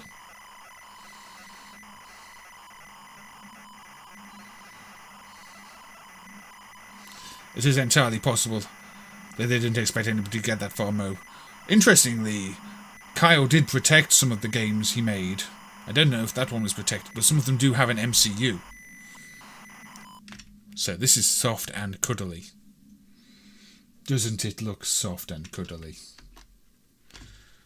So, yes. I don't know. Silly Walk. Obviously. So this is a platformy shootery. I don't know. I don't know what you're meant to do. But you go through lots of caverns, shooting things. Not TVs. And there's all these rather gruesome looking enemies and creatures and other things in your path. I don't understand anything about this game other than that it is probably quite bad. But it went for shock value, I think. There's an enemy down there that I can't get too close to. There you go, you see. Yes. Now, I have no... say, I do not know what I'm meant to be doing. Does this kill me? No. The loading noises sound like blood-curdling screams. They do a little bit. If that's what they've done to a sheep, I don't want to think what they might do to a cow. Apparently I can't get that way. This font is really difficult to read. And those aren't even the keys I'm using. I'm using QAOP, and that says X, R, B, T. No idea.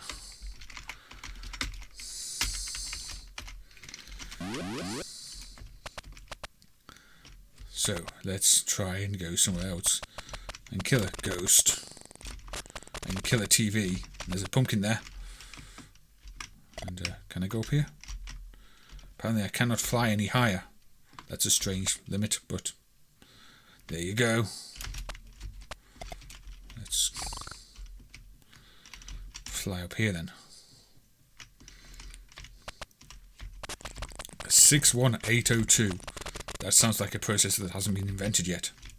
You can fly around there this way. Oh no, we still can't get there though. And we can't go down there, because we already saw these things block our path. But isn't this a beautiful game? Well, we don't have a clue what we are doing. What about this way? Oh, they kill us. Because of course they do. Everything wants to kill us. Oh, and there's some spikes down there. There's no point in even going this way.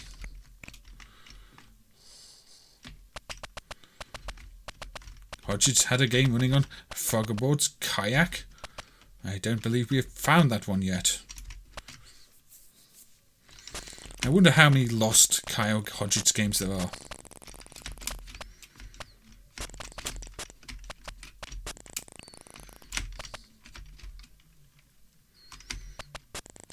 Oh, it says Born. Okay. Yes, as I said, the fonts in this are kind of difficult to read. In fact, the whole game is just a mess. I don't think anybody considered somebody might want to play this.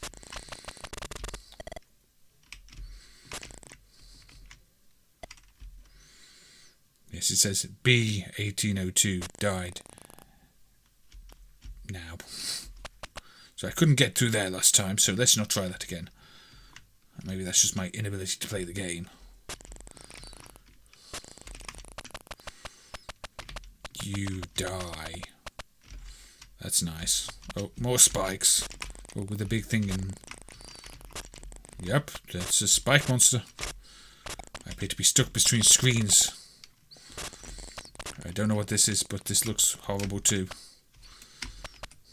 That kills me. Everything kills me. Now this is a sequel to an earlier game called Go to Hell. And I don't know what's going on here. Creepy baby things.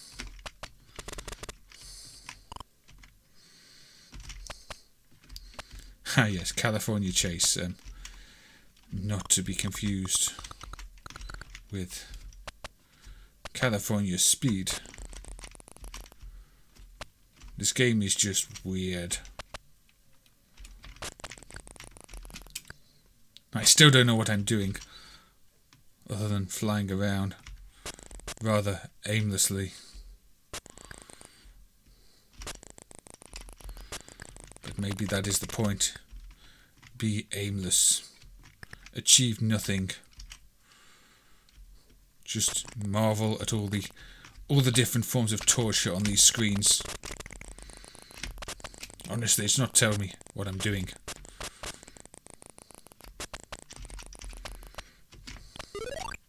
I died again.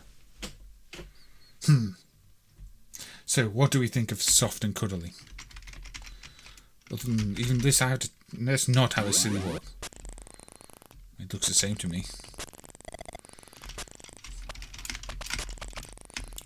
I got stuck. That was good game design.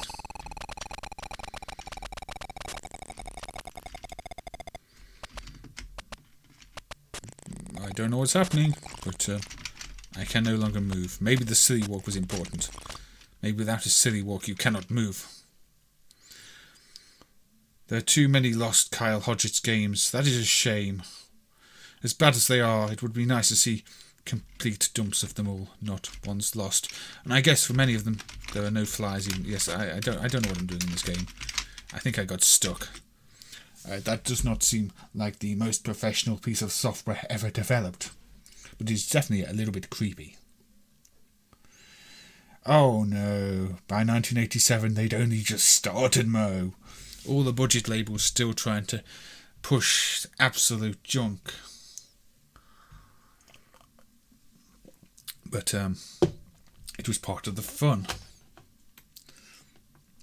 Definitely part of the fun. Now, I think we'll go with maybe an unusual choice. And one I've not actually played much of. This is Jaleco's Naughty Boy. But look, it's got that whole wizardy scroll thing going on.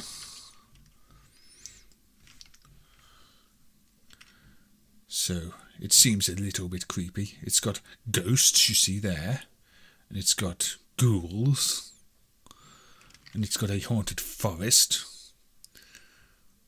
So, I don't know. Maybe this is kind of spooky in its own way. I don't know how to play it though.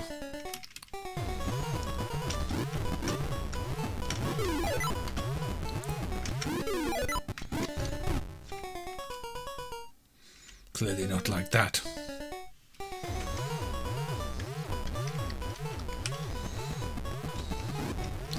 Many game room games use Pentium 1 PCs with an ISA card to give the jammer interface.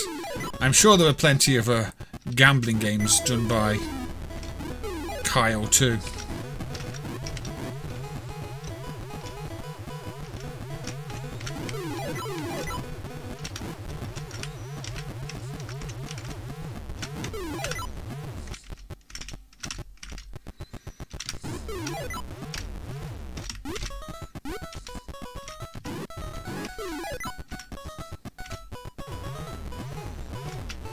This has interesting catch-up style scrolling.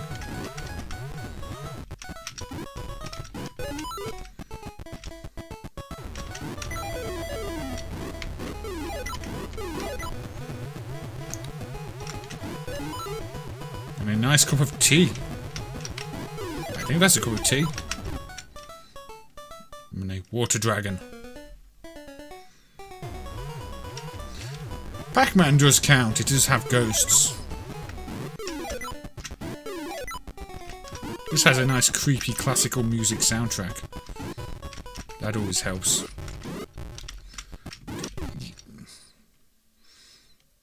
But I don't know what I'm meant to be doing. Taking out the flags, maybe? I can go through the doors. Or the not doors.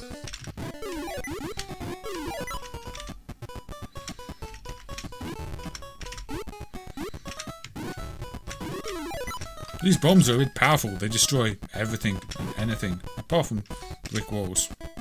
Maybe understandably.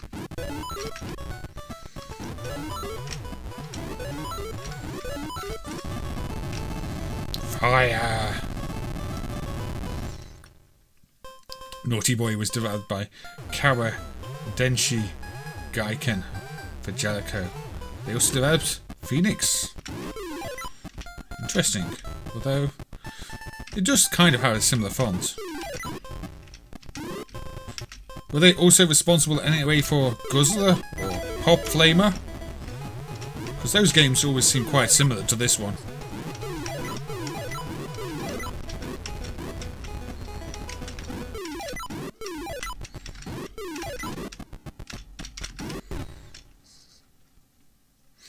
Naughty Boy or Pyromaniac. I think I just have to burn the castle down, so let's get to the castle. It's obviously a haunted castle. Maybe it's the haunted castle that we saw in the first game, but this time we actually get to go to the castle, which is a nice bonus, because last time we didn't. Get up my way. Can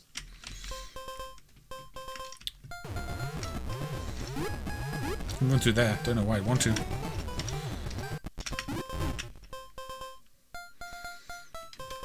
Pop Flamer, yes, that makes sense. It is very similar. I think it's on the same hardware. Also, some of these Jaleco protections are kind of similar between games. I wonder if there's connections there. Jaleco used some strange protections. It is thought that the D-Day game Jaleco did uses an LCD controller as a protection chip. Obviously not to display numbers, but just to decode the signals.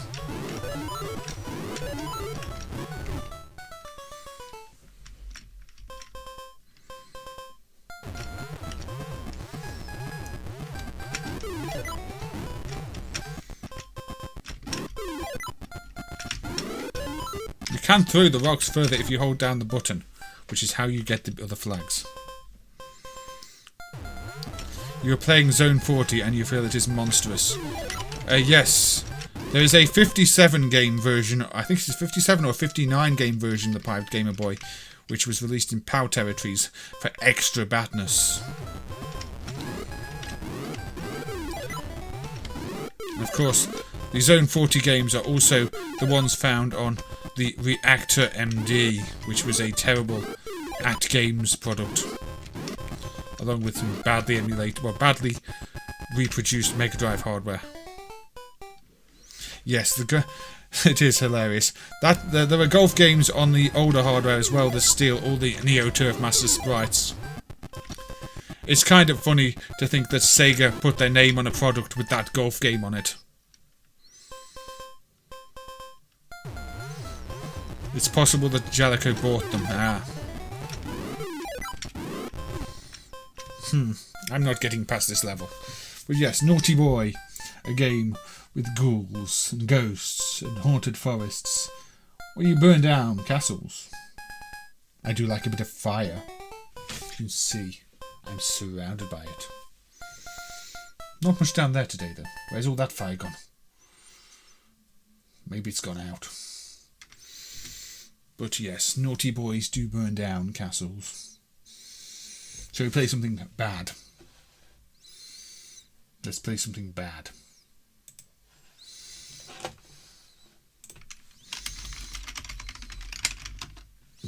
Let's play Tickee Tickats. It's a redemption game by Raster Elite. Possibly another one of Kyle's games. Not sure. You shoot spiders so they can't steal your tickets. And it's got a terrible frame rate. And it looks awful.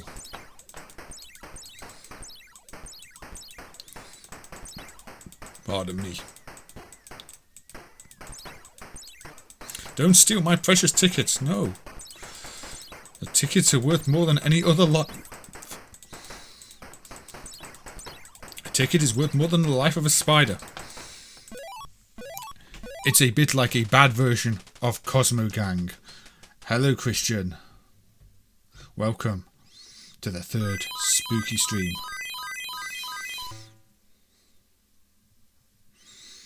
D-Day was developed by ELS. And maybe am I thinking of D-Day? I think I am. Or am I thinking of a different game? There's one of them that is protected in an unusual way. There was a decap of the chip and it looks very much like an LCD chip. So yes, that is the game. That was game over. Spiders stole some tickets. But yes, this is one of those awful redemption games that, as I say, appears to be trying to be a bit like Namco's Cosmo Gang, but in video form. And obviously not as good. It doesn't even have the multiple rounds. It just has this. Best I can tell. I saved 5 tickets. No, I've got to save 5 for bonus. Okay. I'll try and save 5. Did you play Unico's 0 Point, the Pirate Gamer Boy? Because that does have some quite bad pre-rendered graphics. Or 0.2, because it was popular enough that they made a sequel.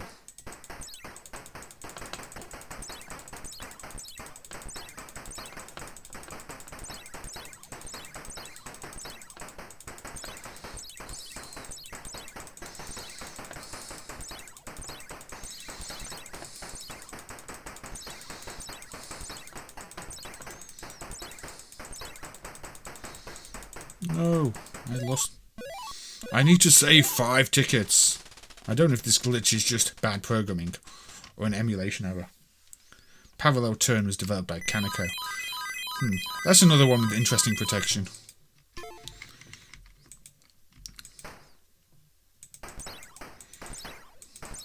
Field Combat is another one. That's one I should play on stream. It's a very hard game to show and demonstrate, though. Quite amazing that it had any ports, including a NES port. Such a strange game, Field Combat.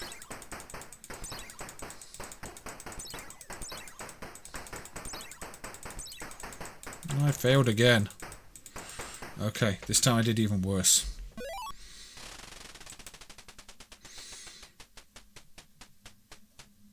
I get 1 extra ticket. Yes, it is a gun game. It has a flashing screen. It is kind of bad, but you shoot spiders. There's another very similar game that is also quite bad. But while we're looking at that one, we may as well also take a look at. Now, while there is a good game called Ghost Hunters on the Spectrum and the like, there's a bad game to the arcades called Ghost Hunter by Hanaho, Tony Hana.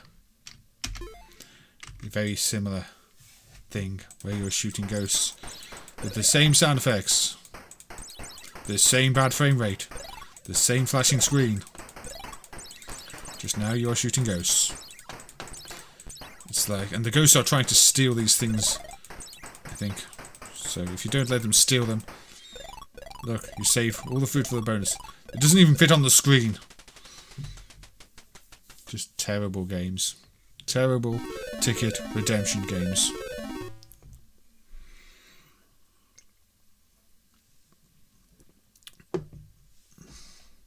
Did you play it in person? I don't know. There are games like Rapid Fire, but I don't know if that would be the one. Sharpshooter. But I don't think any of them are quite as bad as this. This has combos apparently. That's interesting.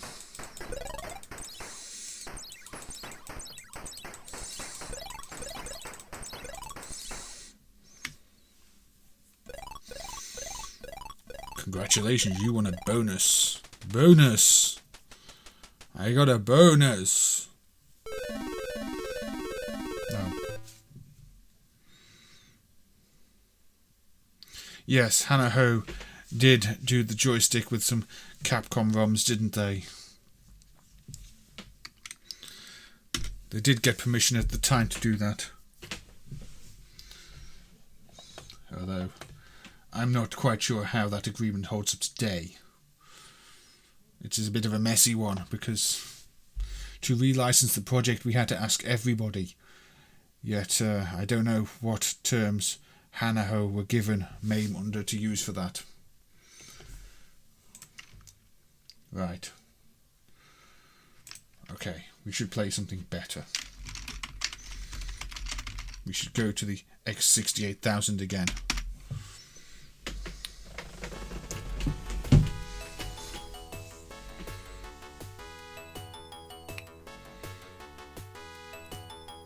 Electronic Arts. Electronic Arts? Okay. We have evil on the screen right now.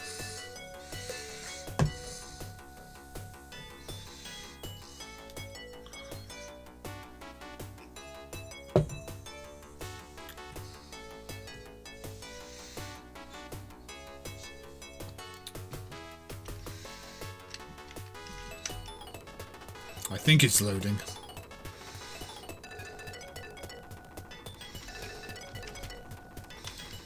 Unless the message is telling me I need more RAM. Oh no, there we go.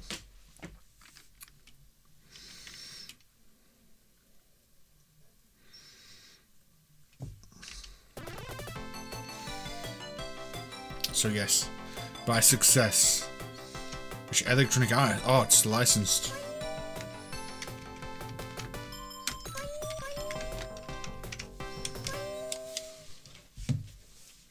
But here we go, this is the X68K version.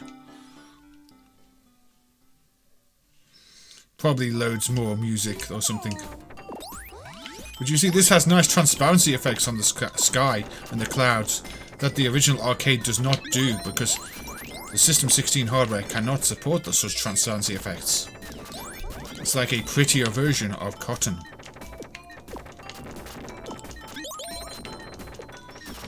But not quite as fancy as, say, Cotton 2.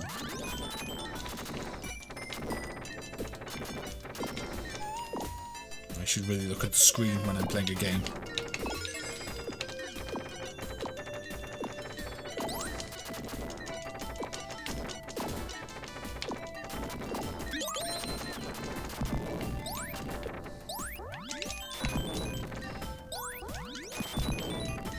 Again, spooky witches. And broomsticks. Yes, you can see a few things above the top of the screen that maybe you should not be able to see. I don't know. Maybe that is just hidden by the overscan area on a TV, and they didn't realise it was visible. You see your fairies go up there sometimes, and some of the sprites.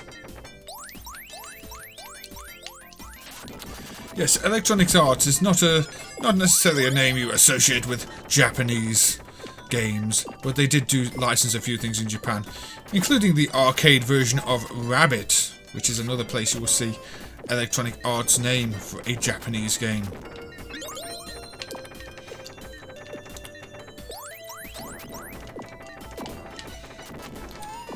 There's an FM Towns and PC98 ports of Stunts 4D Sports Driving. Maybe I'll have to give those a try. The FM Towns one may run quite well in MAME.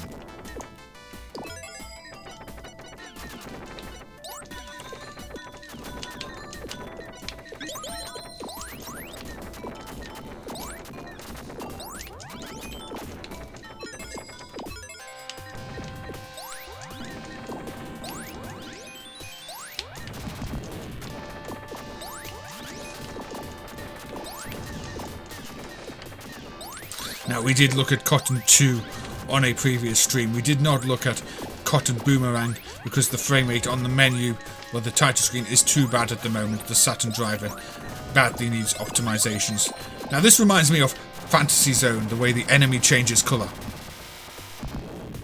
Stunts is a better game than Hard Driving. I don't think Hard Driving is that great a game. It's interesting, but it's never that much fun to me. I did have it and enjoyed it on the Mega Drive, but never quite convinced by it. Terror Driver is also EA, the Rising developed game. Yes, EA did publish some good games back in the day. There were even EA published games on the 8-bit computers. Just only more recently they are not so well liked. I do like those ever-growing towers. It's an interesting enemy type. You can never quite destroy them. They always come back, which you can make a path. Temporarily. Something I look for in shoot-em-ups. Enemies that don't quite behave like standard enemies. They have interesting behaviours. Makes the things a little bit different. You mostly find it in horizontal games, where there are environmental hazards rather than just popcorn enemies and bosses.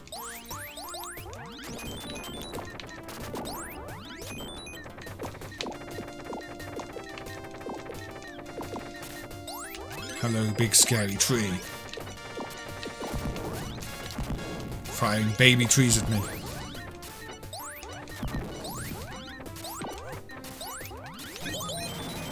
Bye-bye, big scary tree.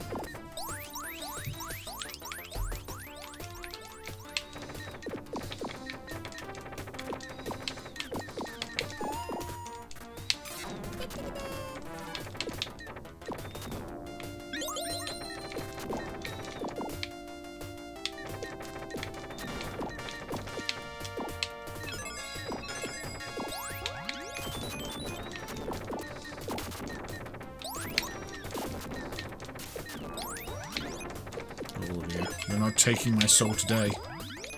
It's a nice rose score effects. Now these were on the original version. It's quite an impressive looking System 16 game, to be honest. But this just looks that little bit nicer.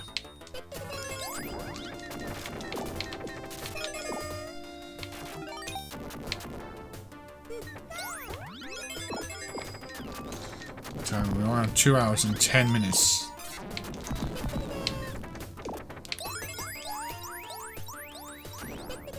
I am failing.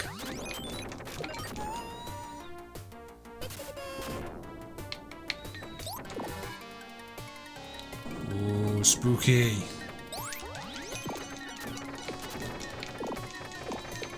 Mr. Grimm.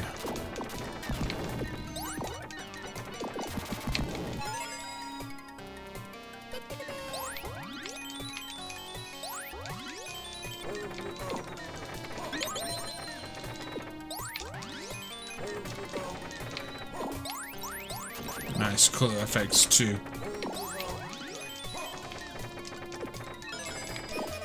And some zombies.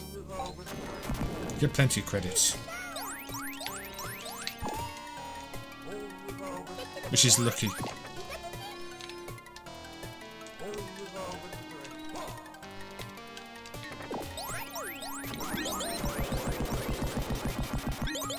This is a good shooter, Bob. Both the arcade and this and the sequels. Even the 3D one, the Panorama, Cotton Panorama on the Mega Drive, is good fun. Although not always quite as obvious as what is going on. But yes, Cotton is a solid game.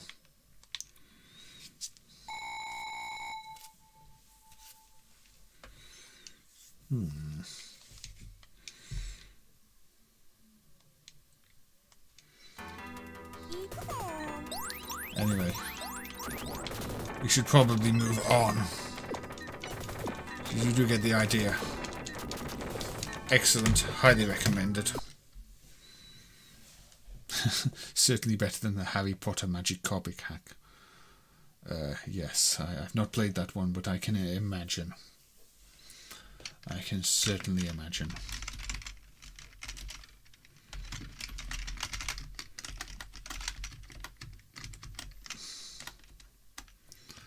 Did I not copy the file I need here?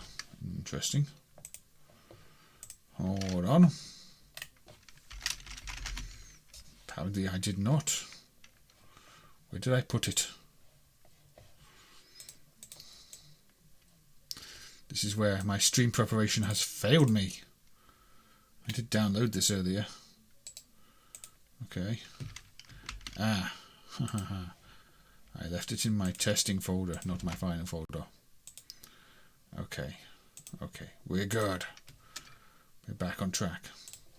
Right, the version of this in the soft list is actually from a 3.5-inch disc, not a 3-inch disc, and as such does not load in the driver. So I had to find a different disc image, which we should probably really start redoing a new software list for the Amstrad CPC based on current dumps. But that will take some time. Probably move the current one to like a miscellaneous list. And then do a better list.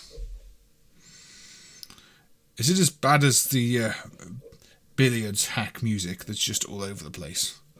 But this is Bubble Ghost for the Amstrad CPC. Now this game is on many platforms. I believe it originated on the Atari ST. It also plays on the Amiga. There's a Commodore 64 port, but the Commodore 64 port is actually surprisingly bad. The bubble movement is awful. This Amstrad CPC port of Bubble Ghost, however, is excellent. It's worse. So you control the ghost, and you have to blow the bubble.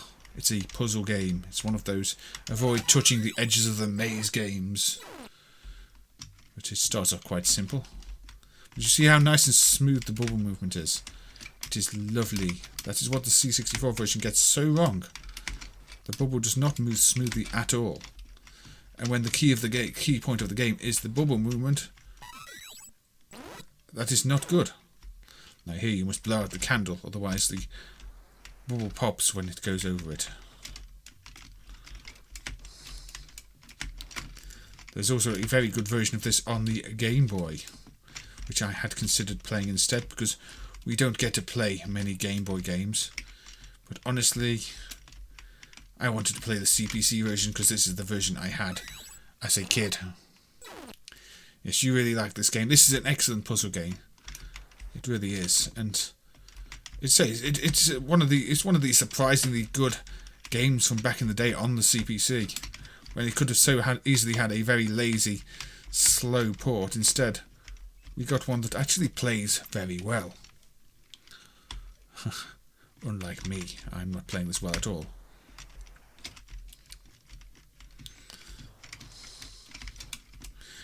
This is a slow game where you think about things, although, you know, you do have a bonus for your time, so if you blow it around quickly, you get more points.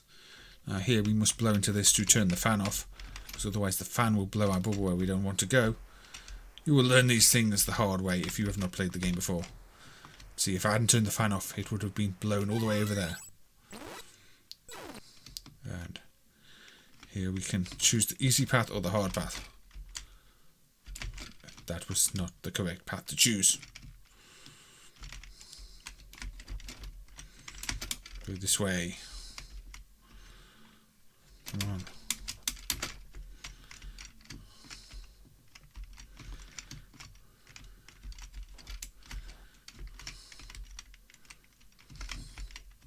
Don't think we're high enough up. I think we're too high.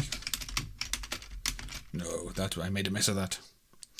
The Game Boy port does have some nice music, yes, which unfortunately this version, that is maybe one of the only areas this one really lacks is the sound. It is all very simple, but that doesn't really change how well the game plays, which is what you care about when you play this game. You want it to play well. Now come on. There we go. Got out there.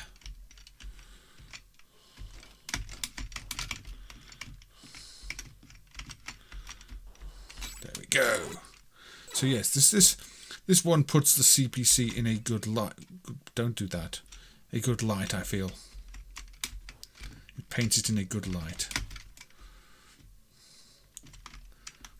Smooth, responsive, challenging. Because too many games on the CPC run so slowly that they lack the challenge. I press the button to pause the game and no, I do not know how to unpause it. I think this is an emulation issue. Yes, the caps. Okay, I broke the game, but that is just MAME, I think. For some reason, pressing caps lock does bad things. What is caps lock next? Yeah, I think this is a CPC keyboard emulation. Okay, that's as far as we're going to see. That does not happen. Usually, if you don't press caps lock, it's fine. If you press caps lock in MAME, it breaks the game. Yes, Kyo's done some interesting things. But yes, apologies for that. I did break the game by pressing caps lock, which paused the game, and then I couldn't work out how to unpause it properly. Shall we have a quick look at the Game Boy version while we're at it? We do have time. But it would be nice to look at a Game Boy version.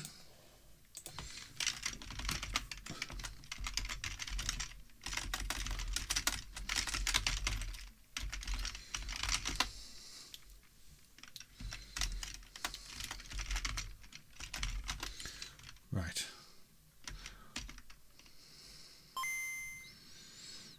Bob is tempting me. Maybe Bob. Maybe Bob. Yes, Bubble Ghost is not Bubble Bob. Bubble Ghost is actually a French game.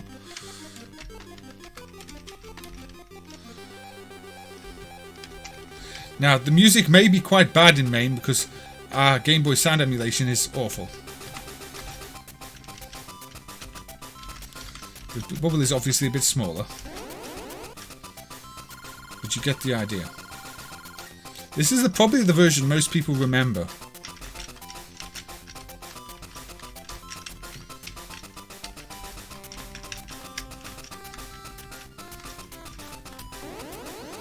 Oh. Maybe, Bob. Maybe. You're going off course if I do that. But, maybe. You see, I didn't blow out the candle so the bubble pops. I didn't actually show you that before. So blow out the candle and we'll be fine. We might be fine. Not if I do that, we're not fine. Look at the ghost all angry with me. Oh, the candle relights on this version. You see, on the other version I played, the obstacles don't reset. Yes, I don't know if this tune sounds correct because, as I said, our Game Boy sound emulation is generally quite bad, but this actually sounds quite good. The controls do feel a little odd, yes. Another candle to blow out. Oh, that was silly. You do seem to auto-target the bubble. which is a bit different. I guess you get used to it. I think it sounds fine. Some Game Boy games do sound bad unless somebody improved it without me realising. But this one does sound... Oh dear. Yeah, the controls take a bit of getting used to. And it's game over. That is the Game Boy version. Okay, Bob.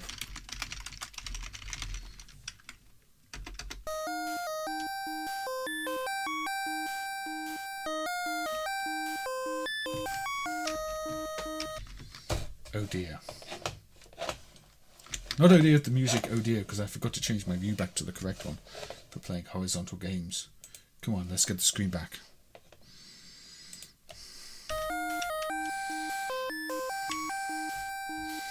Okay. This is simply horrific. I don't think it's spooky. Well, it's got bats, so I guess it counts. But, wow.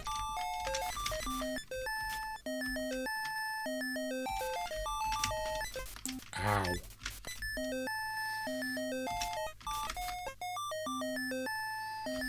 Look at him wiggle that broomstick. This is almost Gulf War II level of music. Maybe worse than Gulf War II, even if Gulf War II does just seem to be completely random.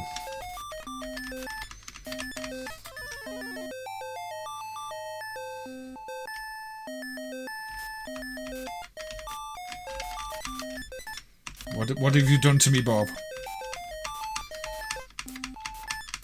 Yes, I read about Kyle suing the TV network. Maybe he will sue us for saying his games are terrible, although maybe he knows his games are terrible.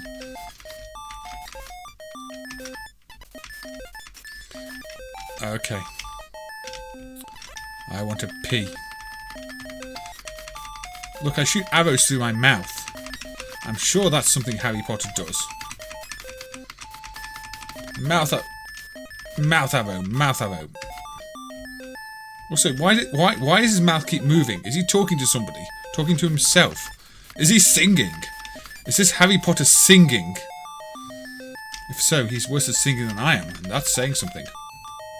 But his mouth is definitely moving.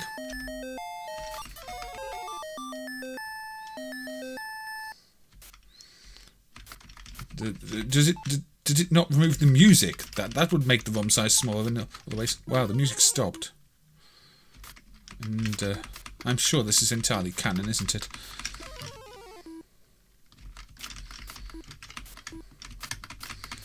Why am I playing this?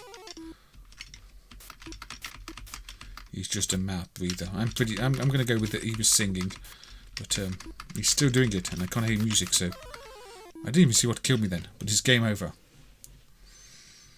His arrows are manifestations of spoken spells. That is a theory, Thomas. Yes, Micronic's music is better than that. Most music is better than that. Are you happy now, Bob? I'm not going to get to the second level. Part of me wants to play Apple II's Goonies. Part of me knows that game is a bit of a time sink. Ooh. Right.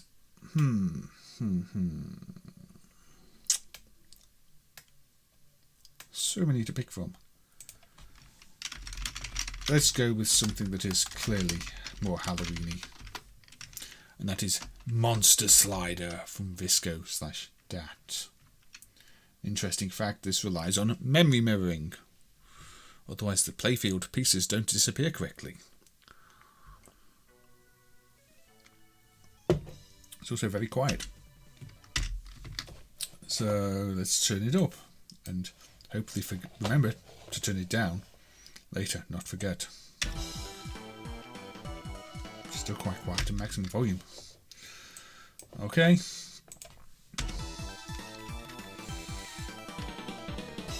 Some nice, well, I say fake transparencies, pen blending effects. Nothing about that makes you happy. You know, it was pretty bad, wasn't it, Bob? But these things exist, and it is important to document that somebody actually thought that was a product to put on the market. That somebody who loved Harry Potter would not just be searching them down and trying to put spells on whoever developed it to make sure they never have another happy day in their life. I say spells, obviously I mean curses. So this is one of those games where you can swish the playfield around a little bit, you know, kind of like Gururin, but without rotation, but just a left-right switch. Obviously it's quite a horror-themed game, that's why it's on here. You have to get chains.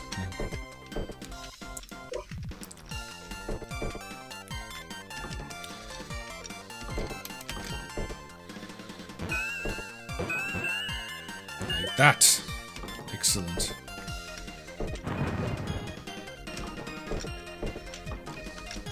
We can't stack things up this way.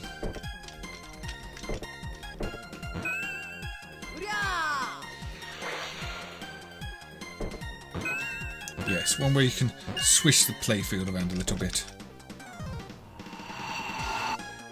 I'm being attacked by snowmen though, who have frozen my blocks, you see. Unfortunately, I used to be quite good at this, but I've lost all my techniques. Every single one of them.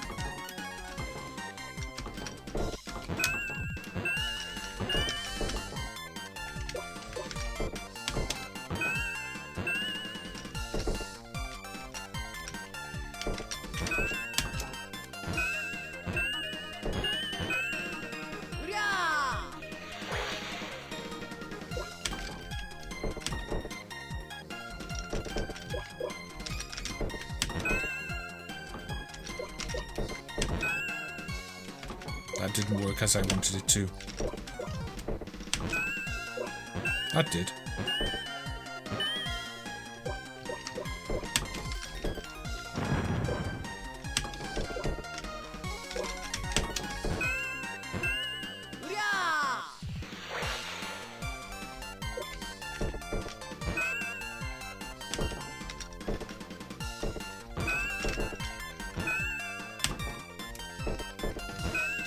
So yes, I always go quiet when I'm playing puzzle games because I have to think, and thinking requires brain power. I win with that very standard deluxe paint-like font. So that is a hack of Onyako Town, is it, Aussie guy?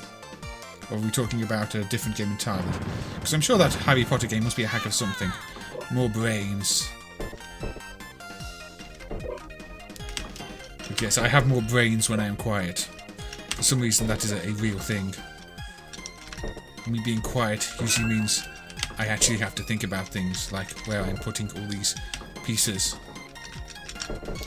Unfortunately, that means the stream is not quite as entertaining. It's a trade-off. Sometimes we make those.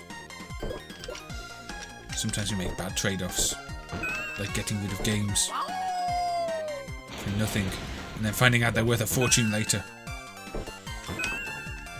I hear that so often. Old story of why did I sell that? Why did I trade that in? I don't think you can align 3 star blocks. I don't think that's the point. But it was kind of fun to do it.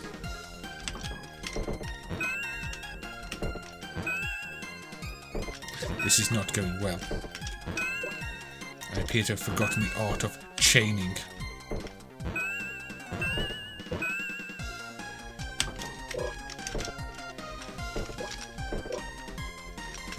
But yes, this is definitely a Halloween-themed game.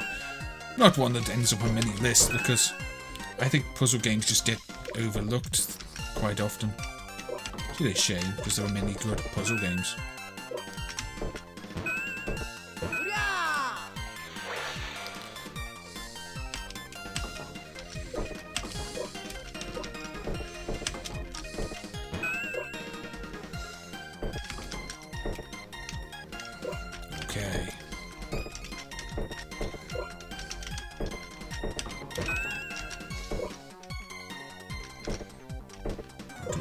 do? I'm forgetting what we want. No, we don't want to put that there. That's definitely not what we want to do.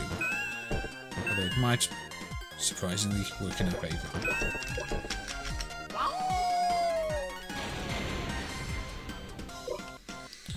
Magic carpet. Not the Electronic Arts Magic Carpet. That was a good game.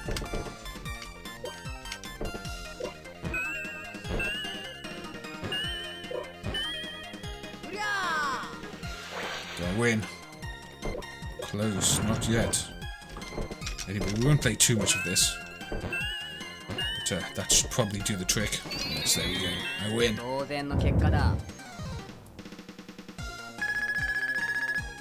Magic Carpet 1001 is the original game. I may have to play that at some point. But yes, this game got hacked around various themes. But you get the idea. Oh, there's another skeleton who apparently loves me. Anyway, this is a fun puzzle game. I would recommend it if you've not played it. It fits the theme of Halloween perfectly. Oh, I think we should go for some more pinball though.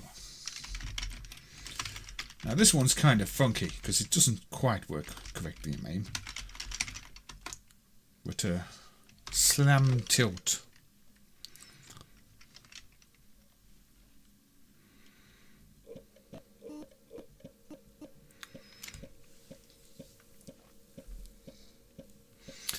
Now, while Pinball Illusions is quite the mess in MAME, Slam Tilt, the sequel, isn't quite as bad. The interlace mode is almost functional, bit offset, bit of graphic corruption, but is viewable. And the regular mode has correct flippers. We are sort of plagued by the menu.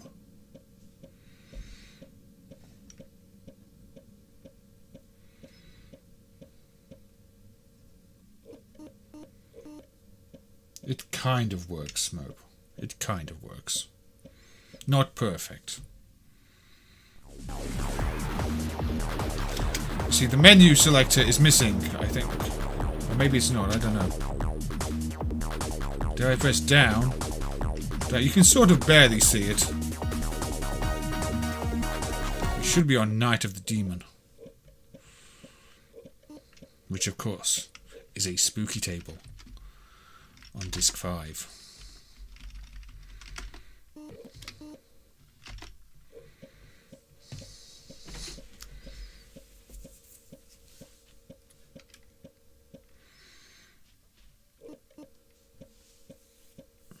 Yes, this for some reason does work better than Pinball Illusions.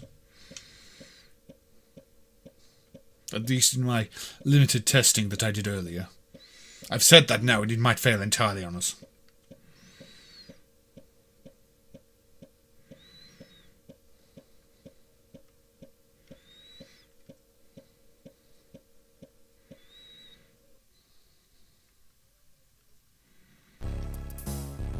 Go.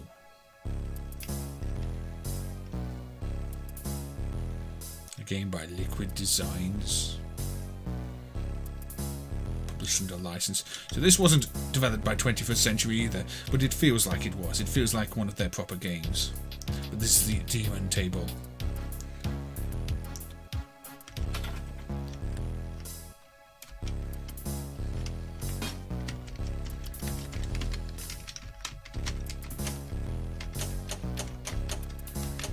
This was a good start.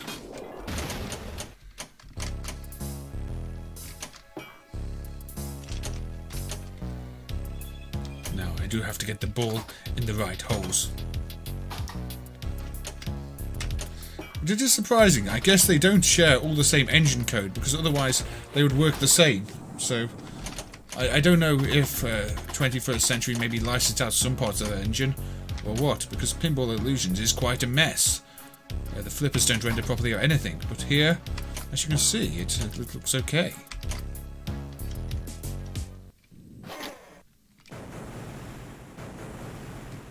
Digital Illusions. Yes, sorry, I get that mixed up.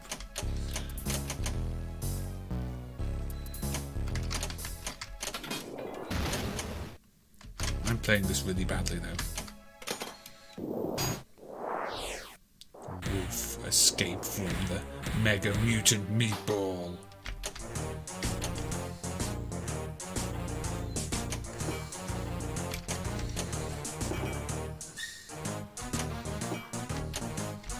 Nice music.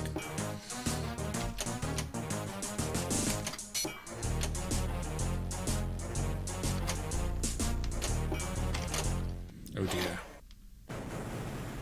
Dice you made Battlefield, yes, and Mirror's Edge.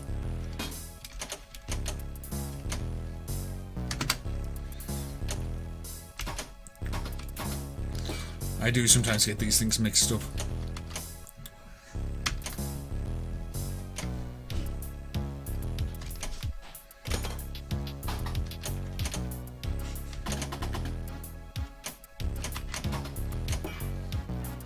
Yes, I do like this one.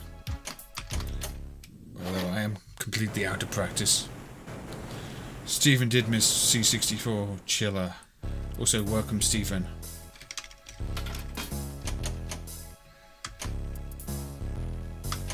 Now, I may go on for a while with the stream, I'm not sure. And looking at my list, there is plenty left to have a look at. Some slightly more obviously spooky, some less obviously more B-movie spooky.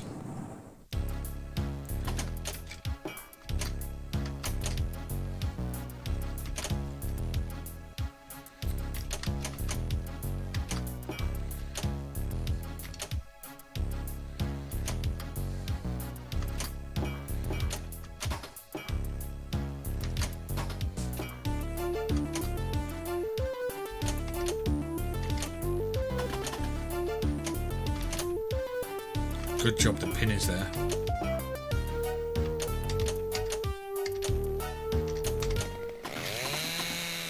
Nice. I do like a pinball with good display animations.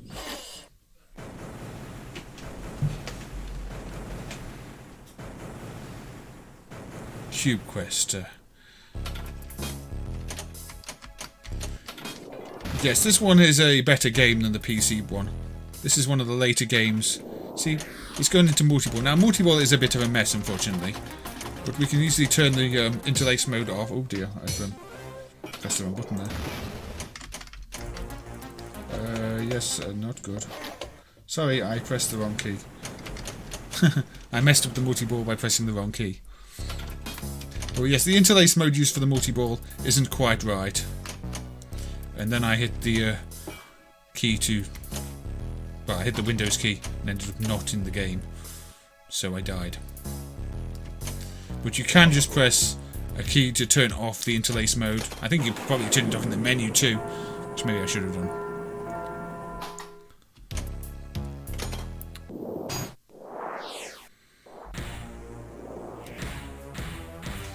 Yes, Chaos Fixes have made some Amiga games that failed for silly reasons now run.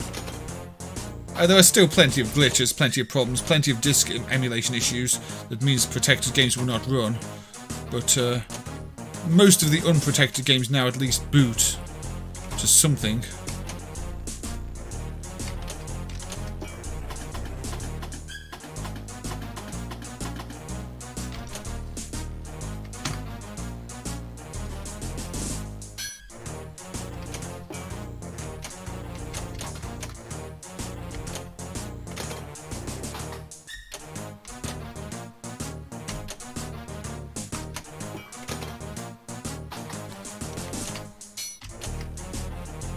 Now I guess the counter is how far ahead I am, so the more I do, the further ahead I get. I don't want to be caught. And of course I don't want to die.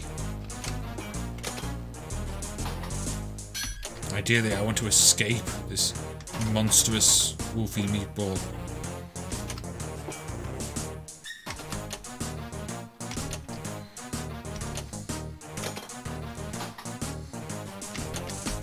No. Amiga is tough. Quite often that happens, Mo. There are many games I played extreme amounts of the demo of and then never bought. we'll have one more go at this before moving on, because there are more games to cover. But yes, it is nice to see this running in MAME. Even with its imperfections, Kale is still looking at them, so maybe we'll see the interlace mode fixed too for the multi-ball.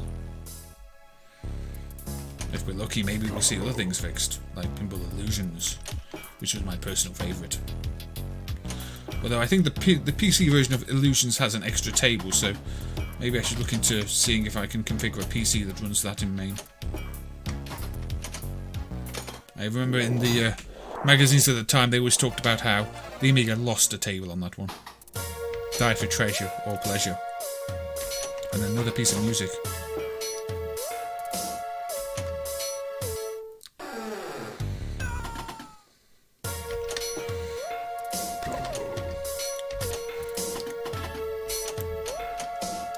Yes, this was really near the end of the Amiga's life, wasn't it? Probably why they didn't even bother to protect it.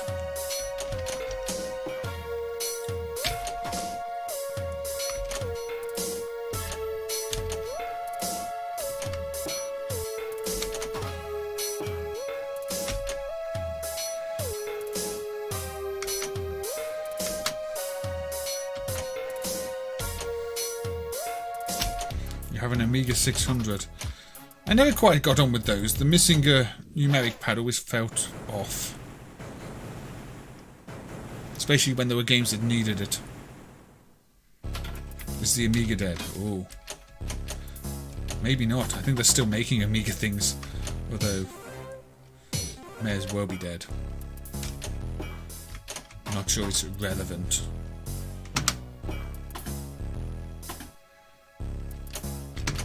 Oh dear. I don't think I'm doing as well this time. But we'll play this ball. I think this is my last ball.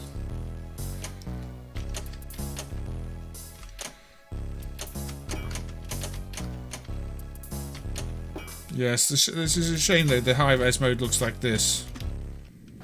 And it's a bit of a mess. You see, there's a cover pot on the right and all the sprites are offset. So that needs fixing. So I don't know. Maybe Kale will get to it. There are other offset issues. Zombie Apocalypse 2 has quite bad offsets. But it holds up pretty well otherwise. But that was Slam Tilt. Z9K9. You had the CD32. A system that never did that well. The CD32. Right,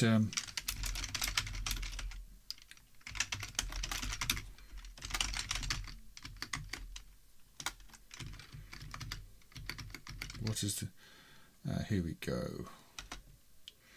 Another one that was released originally on the Spectrum, I believe, and got a port to the Mega Drive. This is Retro Souls Old Towers.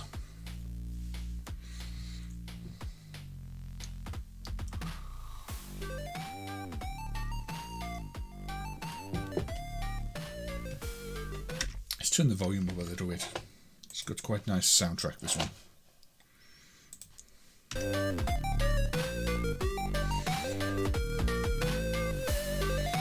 I don't know why the CD32 sold well. Maybe it's on the back of that FMV fad, even though it didn't have built-in FMV hardware. It had some games like Microcosm that kind of looked like it. So this is a collect all the items and get to the exit game.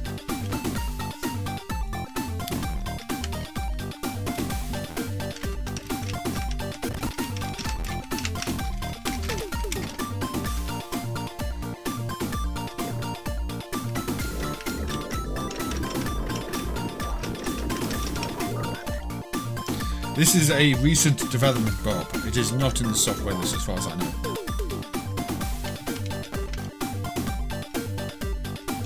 The Spectrum version uses the Spectrum the tricks to get you more colours.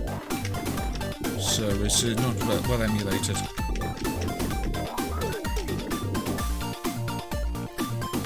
Yes, some Mega Drive homebrew with Popcorn. The song many people know from Pengo.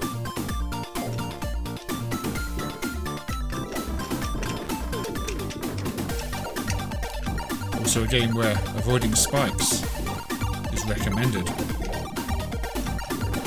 do need to sort out my route through this level. There we go.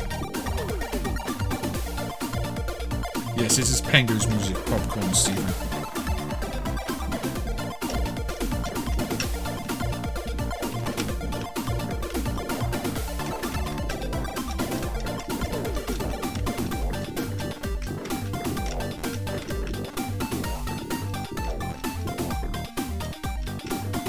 Did I miss this up? I may have messed this up.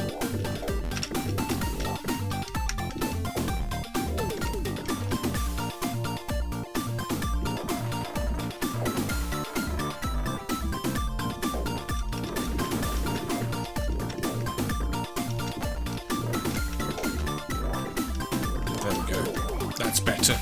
There's a bit of a puzzle element to it. You're not a big Pengo fan. I quite like Pengo. It's not my favourite game, but it doesn't have enough death and destruction in it, really. Although you can electrocute innocent little things, so maybe it's better than I give it credit for. There was something a bit like this in one of those plug and plays, although obviously not as good. Oh yes, so you can swap between characters on this one. 2 characters. And they both must get to the exit. There we go. You quite like Pengo, but not as much as Super Locomotion. I'm guessing Steven.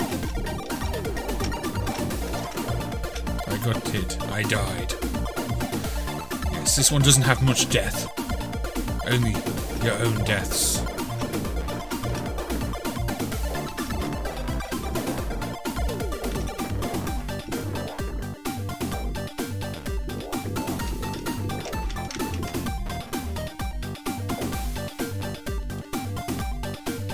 I died again. As you can see, this is really well presented and sounds lovely with this rendition of Popcorn.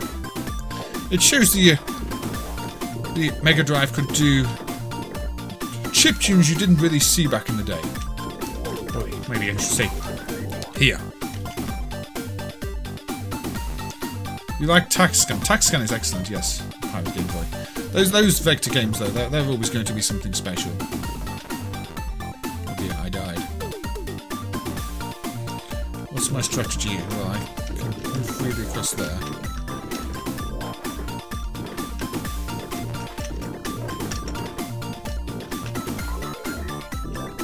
Oh, that was not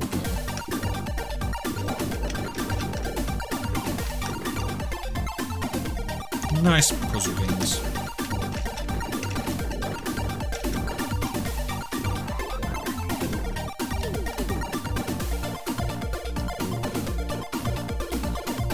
Careful.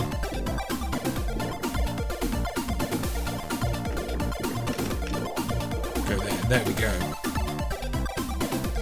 No, I think some of those vector games were very rare.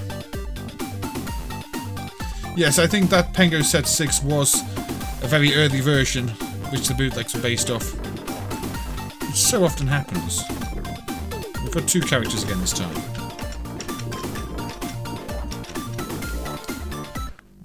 Died. Game over. Well, there we go. That was Old Towers, which is really, really good. I would have loved this one back in the day. Unfortunately, it was not released back in the day. It's a new game. Shall we stick with new games? I think we should. I think we should stick with new games. We should have a look again at the C64. Again, I don't think this is in the software list because this is from last year.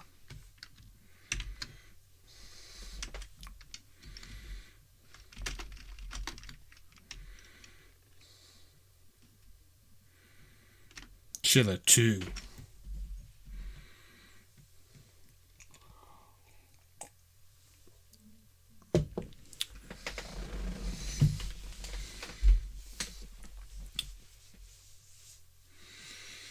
I should probably speed it up a little bit, shouldn't I?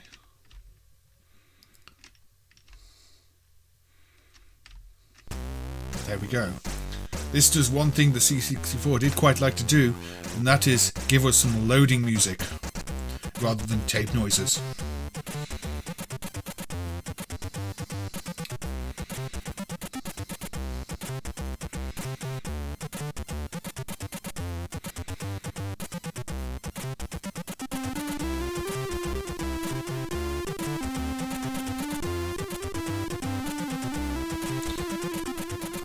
Sega changed it on Pengo for a reason, though. I don't know if they were chased down or just thought it was a bad idea.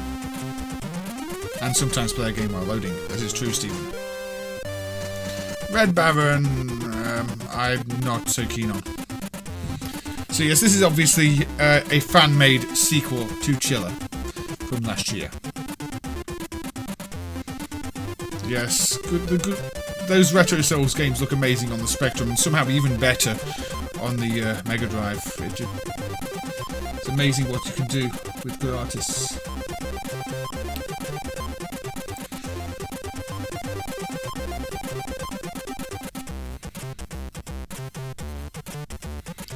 The Super Chick is a mess.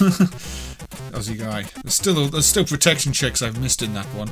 They've added them all over the code. And then maybe routines provided by the protection to do palette, I don't really know. It's a mess. And the owner has not got back to us about any kind of colour prompts or anything, so I don't think it's going to improve until a board ends up in more friendly hands. So yes, I'm just letting the music play. The music will be over fairly soon, I think. There we go. The music is over. Now, quite interestingly, this will load, and it will say that it has detected an NTSC C64. I'm using the PAL machine.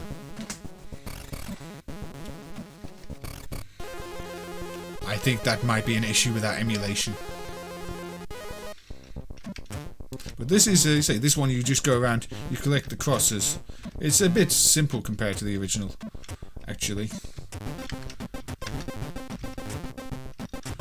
They don't stand next to the bad mushrooms. In fact, I think all mushrooms are bad in this one. Even the purple mushrooms are bad in this one. But you just have to get from cross to cross and not die. Honestly, I was a little disappointed. I was expecting a bit more. It's not terrible. It's nice and smooth. It has nice, scary graphics, but it doesn't quite have the same gameplay as the original. You are not collecting mushrooms, you are just avoiding them, and you don't pick them up. It's quite a basic game. I believe, though, the source code is available for this one, so this is one of those games where if you wanted to take it and make something else with it, you could do. And I always appreciate it when developers release their source code. It allows people to learn about development and make their own games.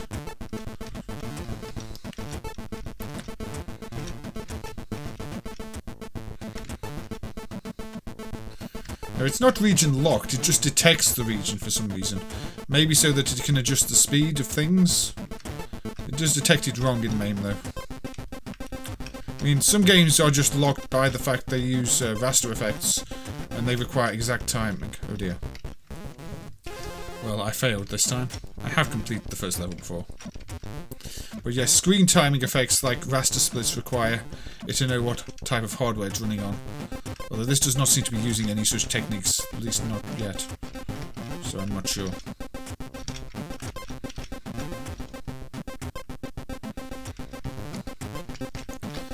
But it's nice and creepy, isn't it? Which is what we want on these streams.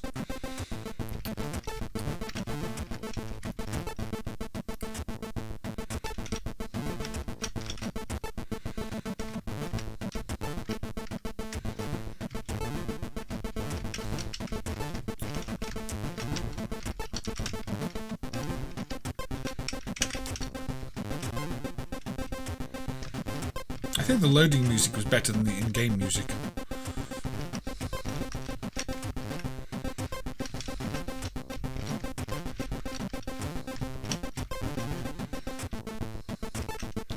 I feel they are sort of trying to gain popularity by using the Chiller name, when really they haven't put the effort into make it feel like a proper Chiller game. Also, it does not have the Michael Jackson soundtrack, like the original version of Chiller, which obviously, as we said, was recalled from stores, because you can't really do that.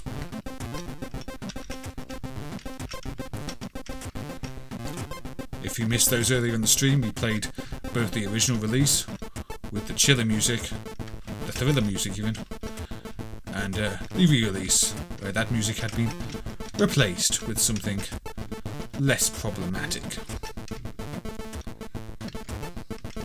I shall catch up on the chat shortly. I'm currently concentrating on the game. There we go, I got to level 2. Bootlegs on Galaxy and Scramble hardware are interesting, yes. So level 2 is just the same thing in a different setting. A different platform arrangement, which makes it trickier to get where you want to go. Seems to have a different tune too. Anyway, we probably won't spend much longer on this. You get the idea. I believe there are 8 different levels with different themes. It's a fun little, but maybe overly simple platform game. I did prefer the original Chiller. For the whole idea that you actually pick up the mushrooms and the stages don't last quite as long. The stages seem to go on a bit long here. But it's not bad. It runs nice and fast and smooth, and is enjoyable in its own way. I just feel it's not quite as good as the original, even if technically it is more accomplished. Yeah, the levels are too long. I think we will move on. That is the problem. The levels go on a little bit too long. Shall we go from Chiller to Chiller? Aussie Guy mentioned this one the other day. An unlicensed NES game. A port of Exidy's arcade game called Chiller.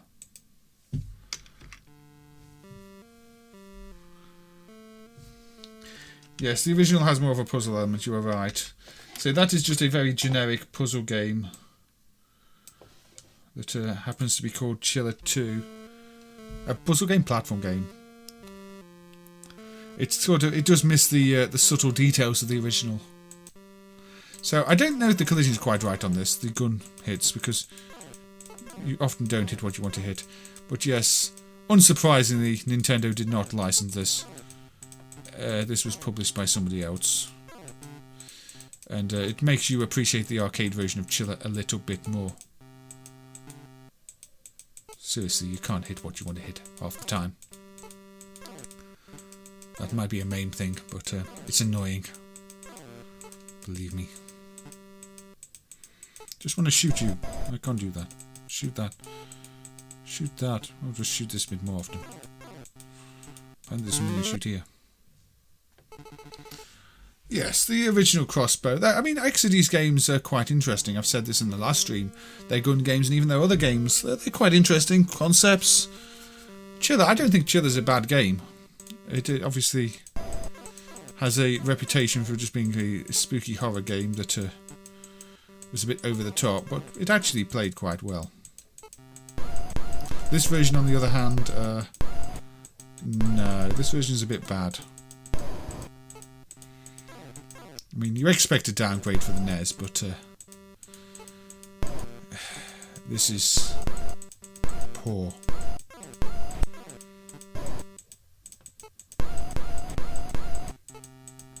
Yes, Nintendo of America were definitely not happy to see this on the NES and would not have published it.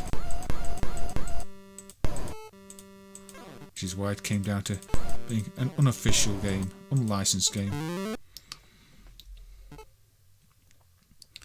Yes, I don't know why they flash in circles. It probably doesn't even help the hit detection. Look, we get a torture scene with even worse hit detection. I don't know. This might be MAME's NES Zapper just being a bit rubbish, unless the game just had terrible hit detection. I really don't know. I've never played it. Half the time I can't shoot what I want to shoot.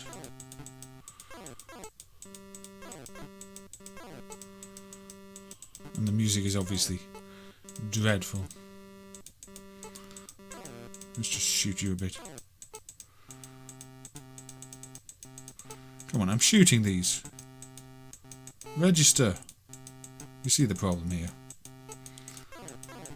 Some things work, some things don't.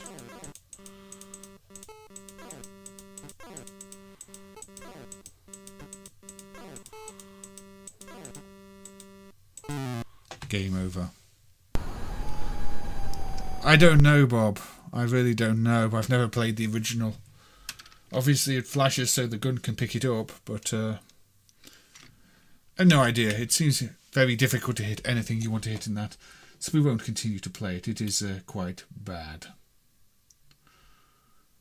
Right, let's go with a slightly spooky shooter, which I have played before. This is UPL's Blackheart.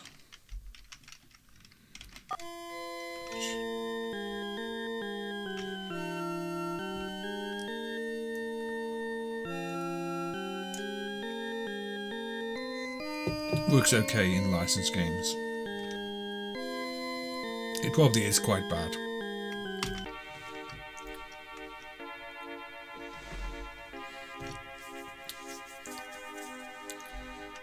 In some licensed games.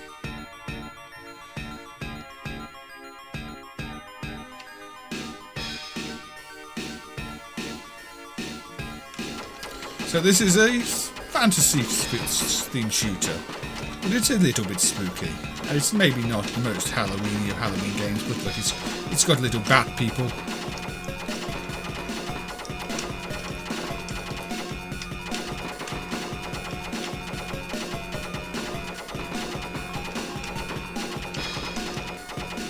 Dillis Weed has a copy and has problems shooting things. Maybe it's just quite badly designed as well then, Aussie guy.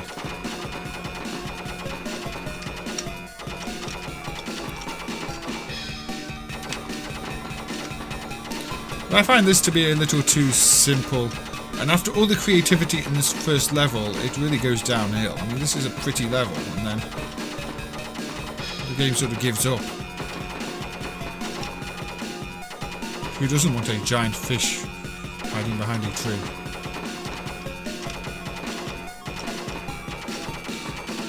But yes, this is a game where I quite like playing the first level, and then I just want to turn it off.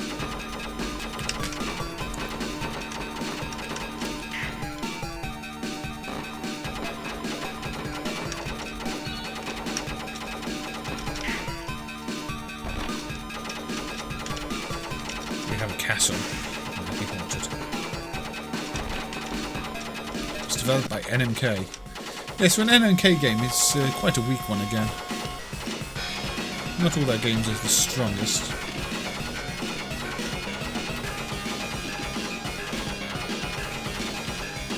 Shoot you.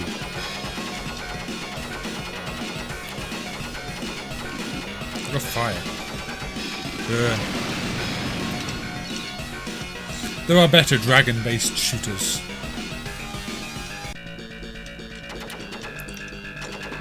Now you're inside the castle and it just starts to look a little bit dull.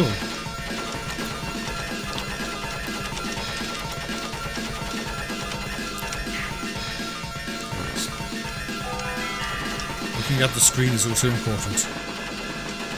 We have a skull. Look, a skull. A lovely, lovely skull. That makes it all the worthwhile. All the more worthwhile.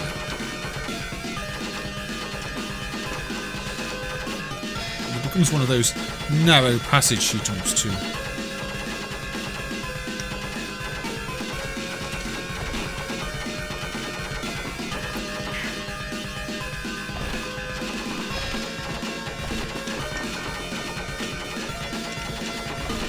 Nice spikes.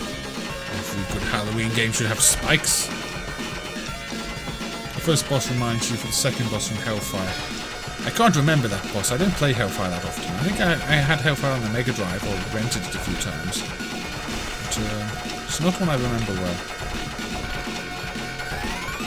I think I've rented it. I don't remember owning it, in fact.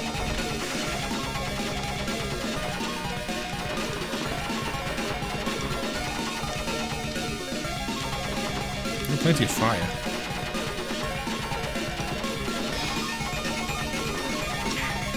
Keep dying. That seems clever.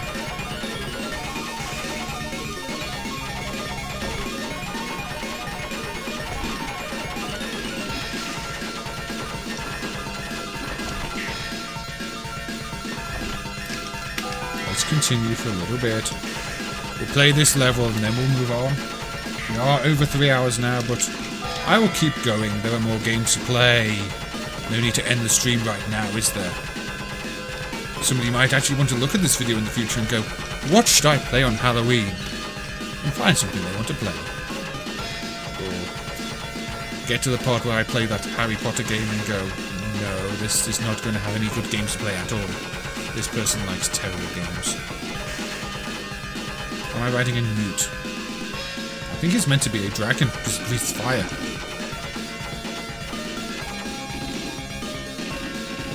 Look, lots of fire. You're being mean to my dragon.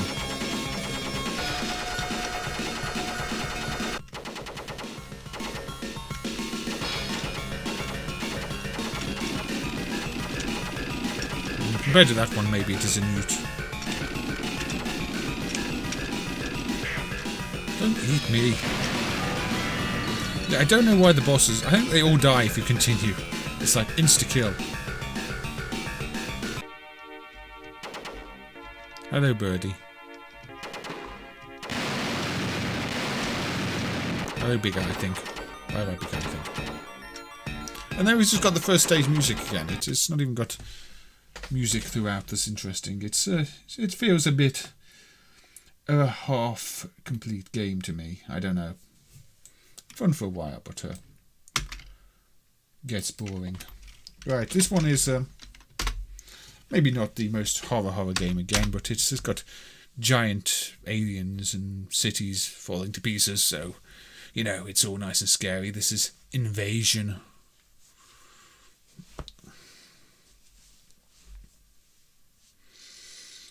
We like a bit of an invasion, don't we? I like a bit of invasion. By Midway. I think it's got a volume button. There we go. Turn it up a bit.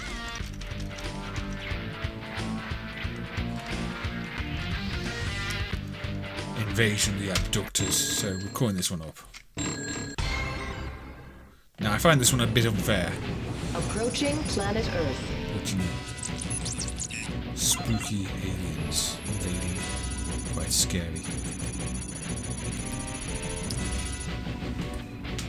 Nice planet. I think I'll save it. For a price. Easy money.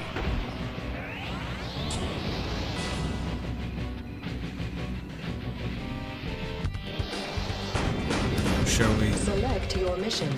Play New York. Your selection is confirmed. Mission New York, Times Square. Difficulty level, medium. Your objectives, prevent building abductions. Save humans. Cedar ship approaching. You see, that's quite spooky. Nearby. Fire.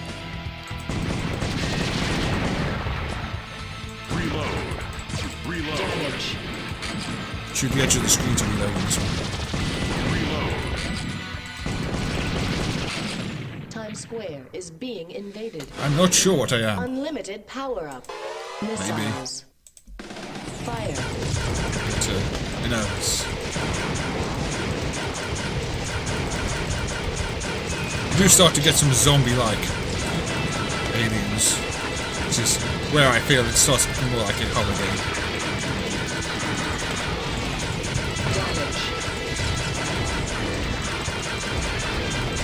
Also, the big thing that falls off in advertising your own computer airplane mechanics. See this big scary thing up here? Yes, I know it's damaged. Look, some sank.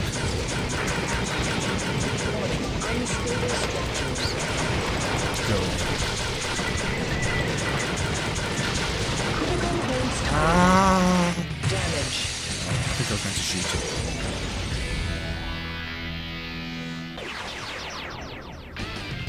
Kill report.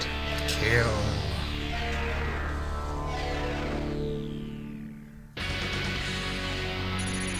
Sector secured. Now the video You have emulation been is not returned to perfect, standard fire. as we will see Caution, shortly. flying automobiles. Fire. I'm gonna shoot the police. Everything takes too many hits.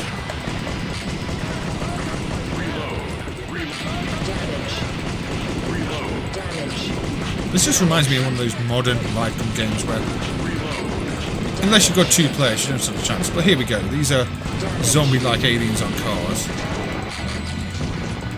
Taxi.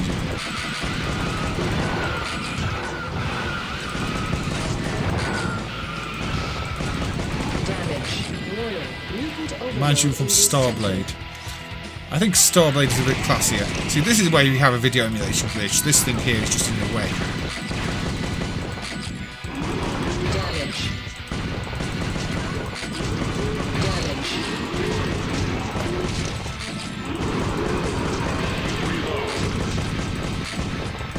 It reminds me of Beast Busters with a slightly more space-like theme. Damage. 1 out of 12, be advised. No, I think this is Zeus hardware, Mr. Outer Heaven. 10-4, we're moving in. Maybe Zeus 2, I can't remember. Like Mortal Kombat 4 and Crew's in Exotica.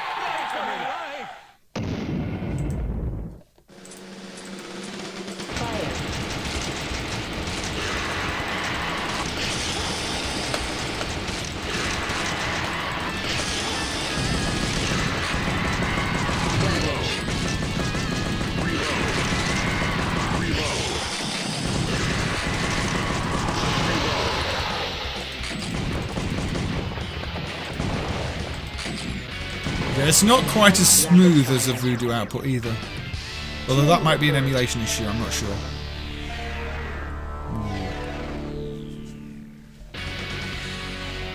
Next sector. Secured. Ticket booth targeted. Human saved. Damage.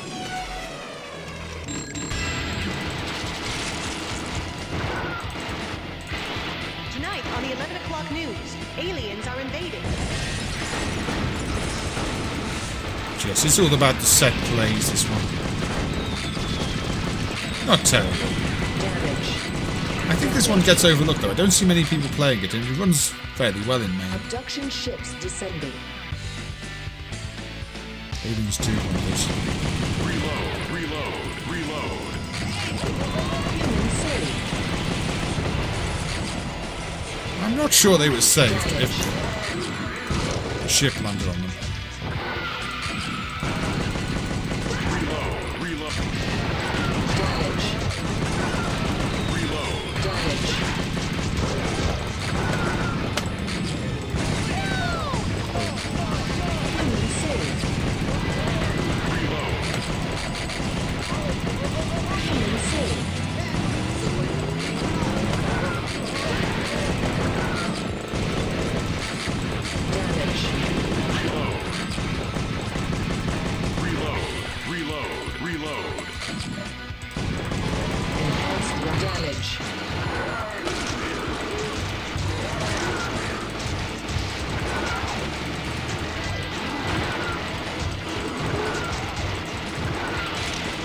Yes, there's plenty of blood. We all like a bit of blood, don't we? Shake it, baby. Yes, entirely intentional headshots there.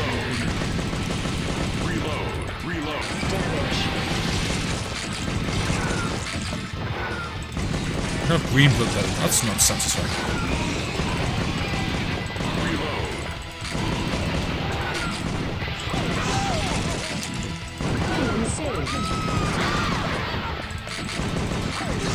Not saved for long. Damage. Reload. Elevated train. Reload. Damage.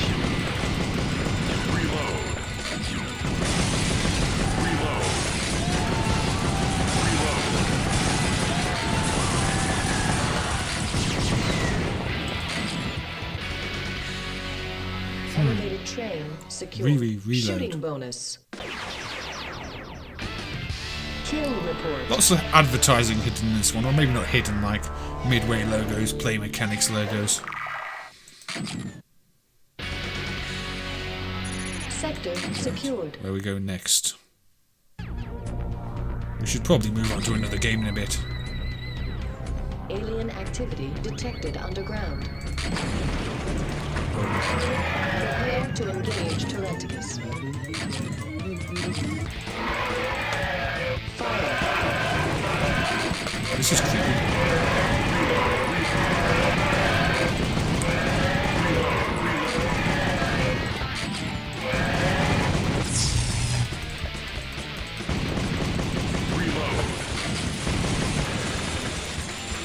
Oh.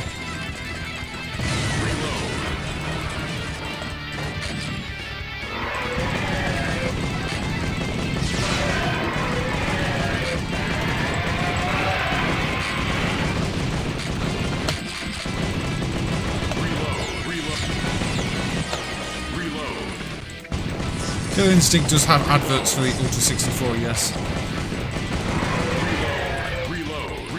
Even though it has nothing to do with the N64 hardware, they advertised the Ultra 64, N64 stuff on it to make you think it did. Even though technically it's not as good as an N64. Killer Instinct has no 3D hardware, it's just a framework for the CPU.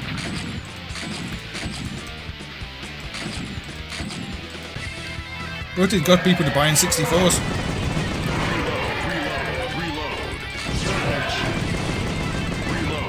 Yes. Wait, you really want more than one player?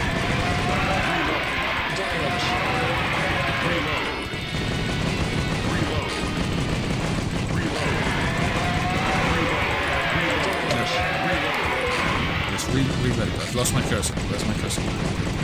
There's so much going on, I couldn't even see where my cursor was. Right,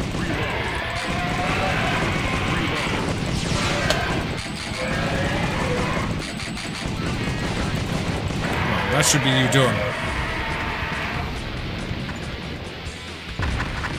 Yeah, this Killer Instinct is, yeah. Times Square complete. Score analysis. Anyway, you get the idea. This is Invasion the Abductors. It's not bad. It's not perfectly emulated. There are some glitches. Killer Instinct working at full speed. Killer Instinct has been full speed for a long time. I don't know. Objective, save the Statue of Liberty. The subway is under attack. Yeah, we don't need to go into the subway.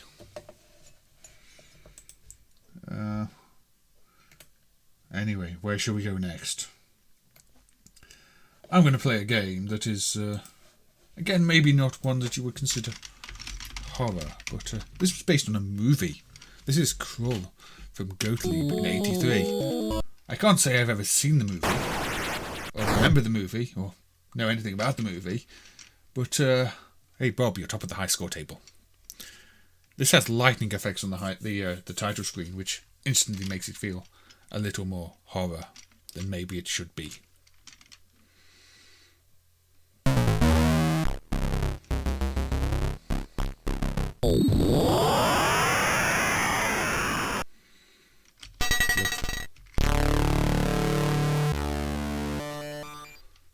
Find the pieces of your weapon, the glaive. Avoid all boulders. Not that, it has...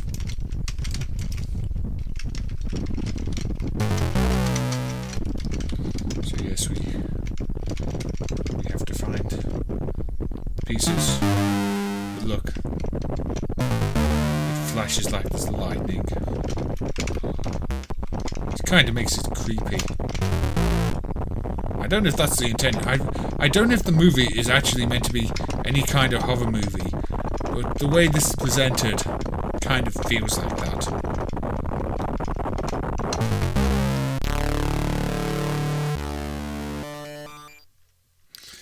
Is the movie that bad? Maybe that's why nobody remembers the movie. Now you can fire, you see. It does have that really creepy vibe to it.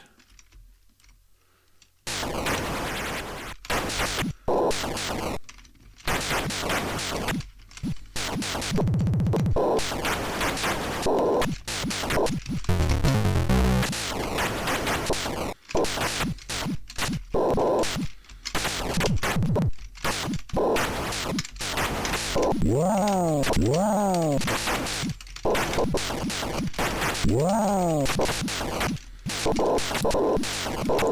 the movie did that badly, I wonder why the game got released. This is like Robotron with very unresponsive controls.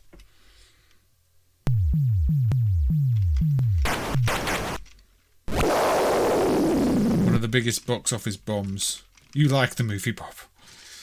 I mean, the game, I barely played it. It just gives me one of those sort of...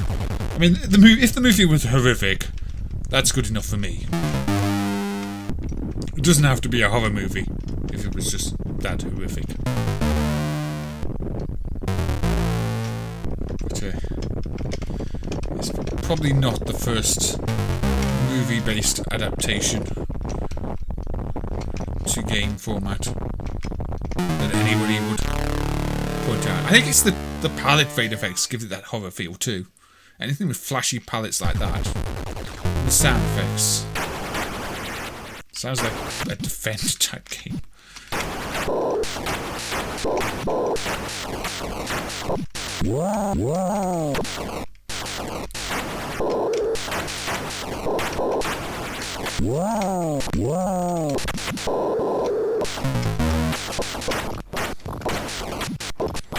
Maybe it's unintentionally horror.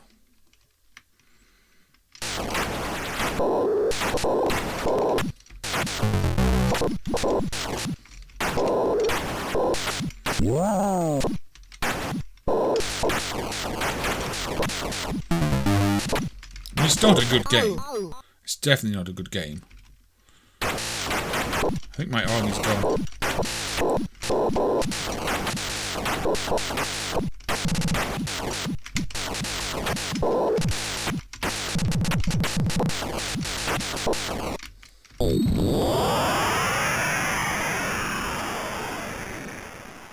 Pick up your army, lead it to the hexagon. This music. They rise from the ground like zombies. I really don't know. Why does the hexagon bounce around?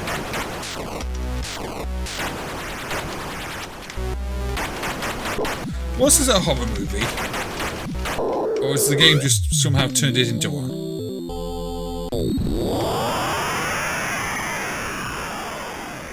Break down the front wall of the hexagon when it is black.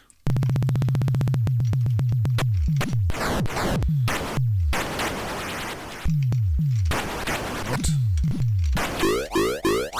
Okay.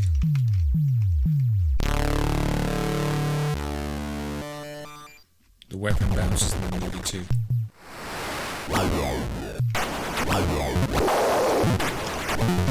These are quite horrific sound effects.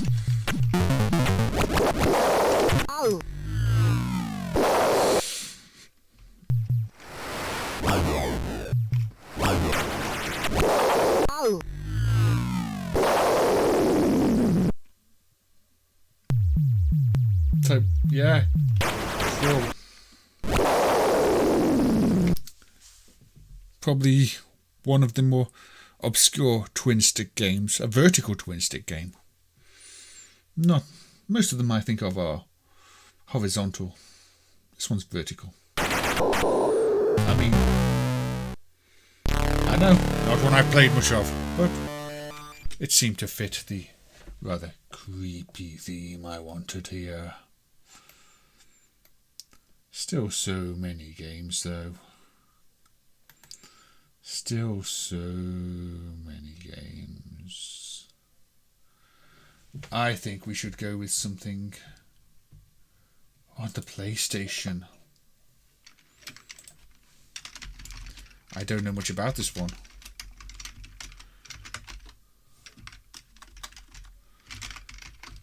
It is called Jersey Devil.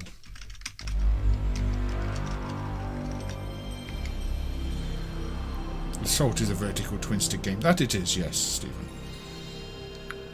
The movie is definitely a bit horror Halloween-y. So at least it's coming from somewhere. It's not just a case of Gottlieb ended up making it scary without trying. Now, this is a game I didn't play back in the day. I guess we could watch an intro, but maybe we should just skip it.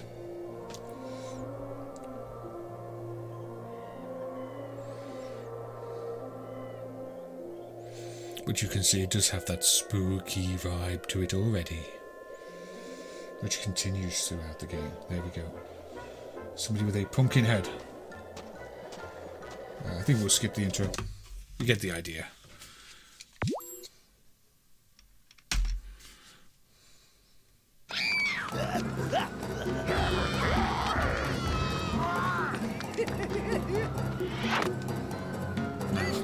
This seems better than Bubsy 3D, which is a start.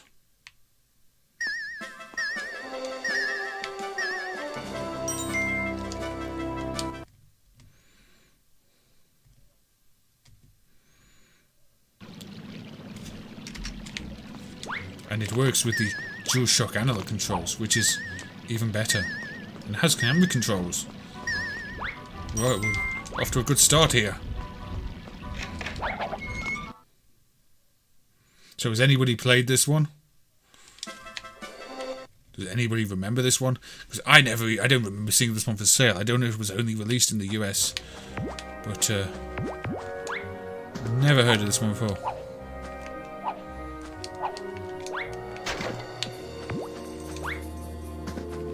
You had a demo of it. This is one of those early 3D platformers. Well, maybe not that early because it supports the analog controller. But I never hear anybody mention it. Maybe for good reason, maybe not. Just certainly Halloween themed. The camera gets, the tree gets a bit in the way there. Where are we going? Back to there? Maybe. Unfortunately, it probably has quite a slow pace to it. You are closed, are you? I guess I can't go that way yet.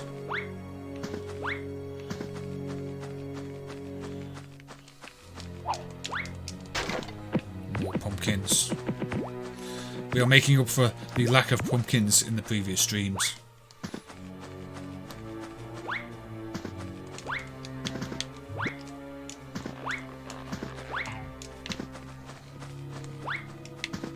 Don't know how to get up there. Whoa. You're not friendly.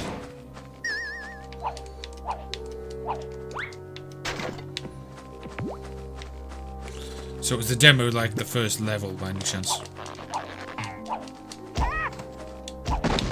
Oh, that's bad. There was a PC port in 1999. That seems quite late.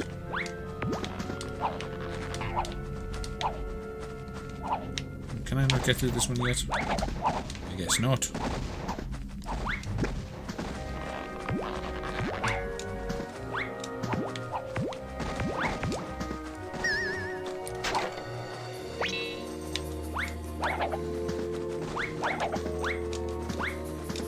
Unless I can just... No, I guess I need a key that I don't have. Probably an orange key. It was on a PlayStation cover tape of a CD, was it? I guess it just didn't gain any real popularity. How do I get up there? Maybe I don't yet.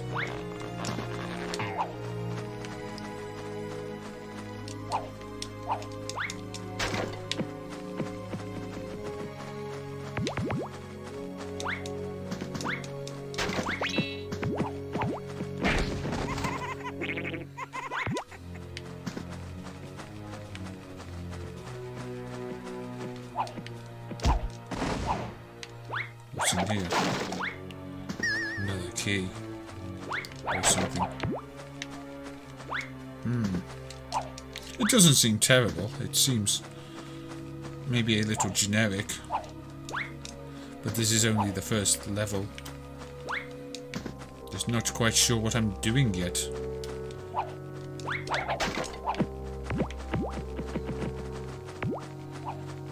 Surely I go through here. I don't. Okay, where do I go from here? Are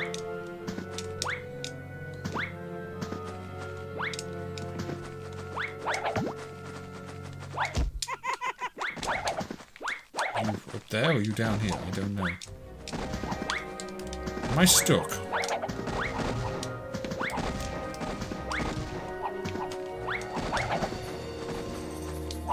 Can I push the crates around? Oh, you can push the crates around, right. Okay. That makes more sense. It doesn't seem bad. I don't think I've got time to play too much of it on the stream, though. But it is one I might come back to in my own time. I'm not sure this might be a MAME rendering glitch with the priorities here. Is this not the way to go? Maybe this was not where I was meant to go. Interesting. I don't know what I'm doing. Maybe I was meant to push this somewhere else. It feels like this is the way to go, though. These enemies attacking me here. I don't know. I don't know what I'm doing. Do I push the crate over here? Oh, I died. Maybe to get over the gate, yes, Mo. Anyway, we had a look at that one. That looks quite interesting. Definitely Halloween-y themed. Not one I've played before, but one that did come up when I was doing some research. So, why not? It felt like a good one to have a look at. I'm going to look at my list now and see if there are any others that I would consider essential for this stream. If not, maybe we'll call it here. Maybe, actually, yes. I think I can see at least one that we should look at, really. Capcom's fantastic Darkstalkers. You can't really have a Halloween stream without a Darkstalkers game, can you? Yeah, the music was quite creepy. Z9K9. No Uncle Pooh Bob. But we have a Darkstalkers. With some of the best music Capcom ever made. Now, Big Felicia. Poltergeist on the TRS. That's not one I've researched. I don't think I can do a part 4 of the Halloween stream, though. I think that would be pushing it a bit. The fact we're already over 3 hours on this one is kind of excessive. But, you know, there are just so many slightly spooky or horror-themed games that are worth looking at. Many lists don't cover many of them, I've noticed.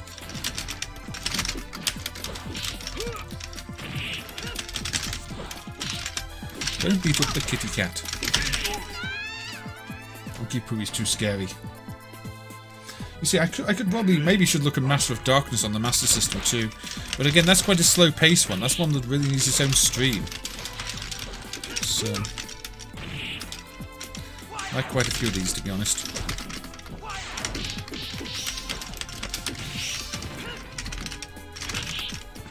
Don't say bye to Felicia. Just because I am controlling her does not mean she's going to die. Oh, she died. We're already in the wrong month too. We are in the wrong month. Okay, kitty cat. Okay, we'll go with Morrigan. No more kitty cat. Against Dimitri, the vampire.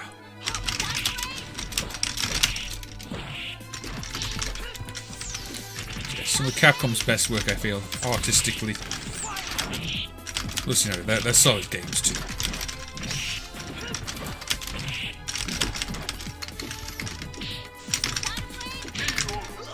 Bye bye, Dimitri.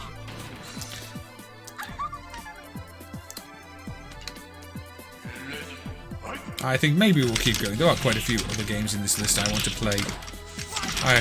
Don't know. Until I get too tired to play any more games, maybe.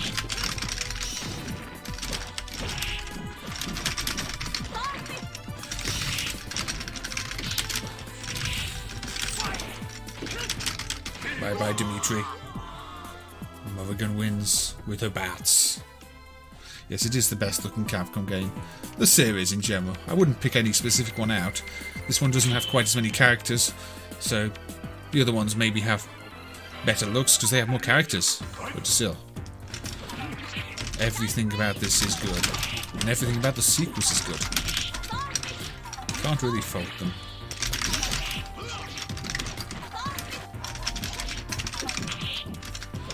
They're definitely spooky games, perfect for Halloween. We've not even played Zombie Ate My Neighbours. Zombies Ate My Neighbours. But we will probably pass on that one. Or, you know, the alien horror of Alien Syndrome or Alien Storm. Also good games. Space Gun. Alien 3 the Gun. Both some other games. So many gun games to spooky or scary. Maybe it's because of the jump scares. Ow. Mother Gun got sliced.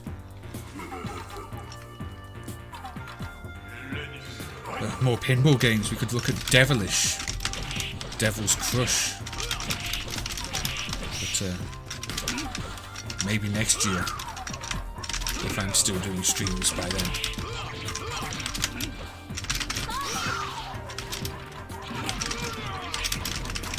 Oh dear.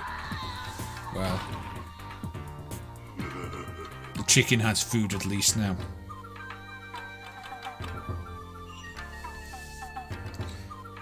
I could have looked Ghost Manor on the 2600.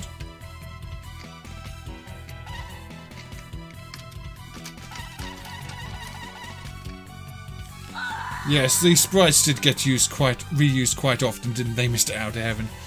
Maybe one of Capcom's more annoying habits is just reusing the old sprites when you had Guilty Gear and the like, which presented things in a much more modern way.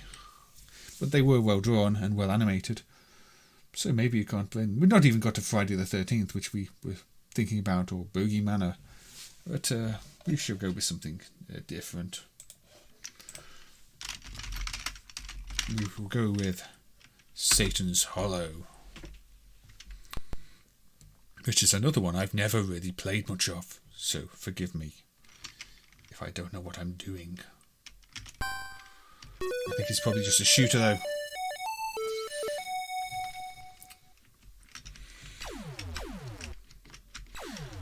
No, I don't know what is especially evil about this one. But it does look a little bit creepy. And it has Satan in the title. So Satan had better not let me down.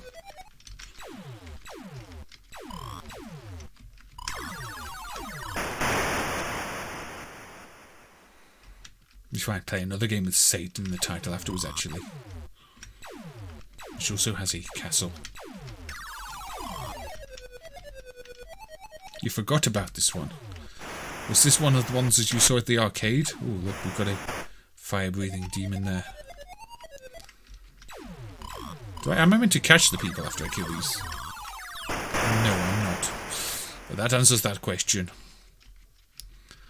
Oh, look, there's some stars. We've got a day-night cycle going on here. I've got a shield that I should probably used. The sky turned blood red, and I died. Yes, it's one that uses an interlaced mode for high resolution. The sacrifice is the frame rate is half frame rate, so you don't get the interlacing artifacts.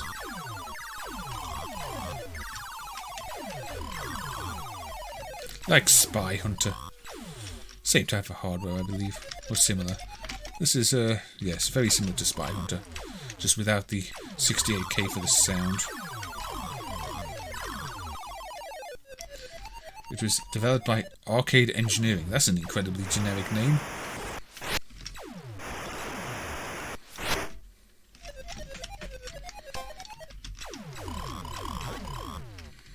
It could do with more music, maybe. It's a bit... Well, I forgot to use my shield again. It's a little bit quiet.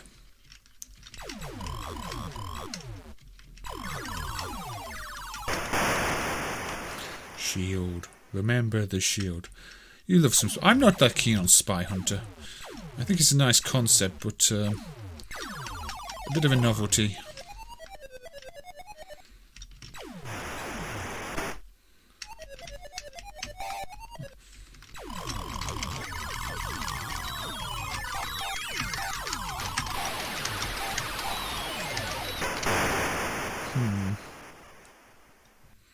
Okay, so this is quite a simple shooter. It's not bad. I think we will move on though. There's probably not much else to see with it. Right. New window time.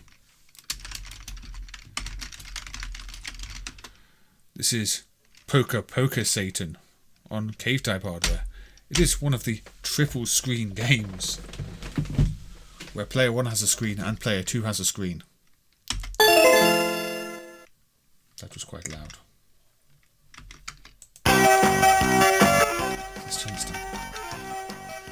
So it's basically a whack-a-mole with a hammer on the screen type of game.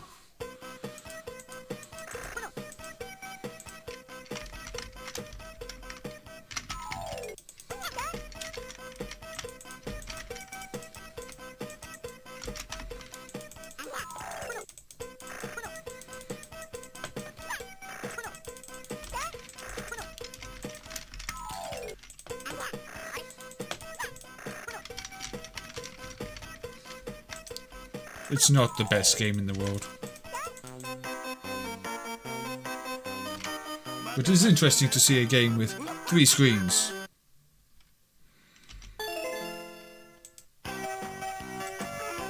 I don't think player 2 is doing anything because I didn't press player 2's start button. Co-op play is needed. Yes, maybe it needs the co-op play. Yeah, I think you have to play with 2 players.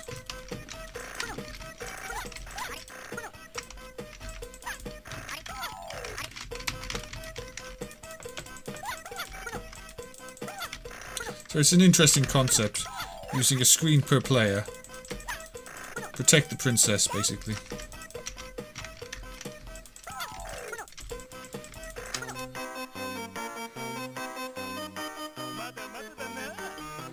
I don't know how best to play it. We don't have multi-mouse. Maybe with 2 mice it would be playable, but I don't have 2 mice. As it stands, I don't really know.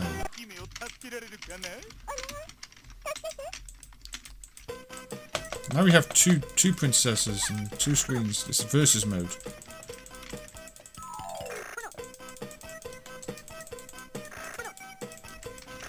Doesn't seem the most responsive.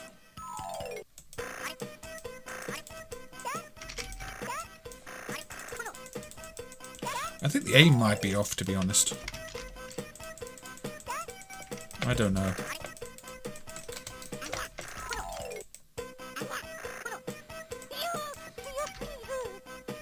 But yes, I've never seen one of these, but clearly you're meant to hammer the bugs and save the princess.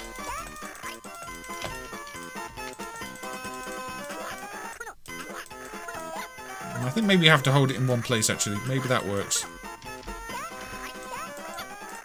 Yeah, you can't quickly move. You have to be committed to your hits. Yeah, Stephen, take care. Hopefully I'll see you on the next one. There probably won't be much of this one left. I'm even forgetting to put on the silly voice most of the time, because my voice is a little bit tired.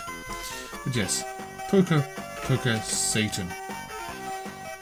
It's kind of creepy. It's got Satan in the title. You may want to play it on Halloween, if you can find a way to do it with both players.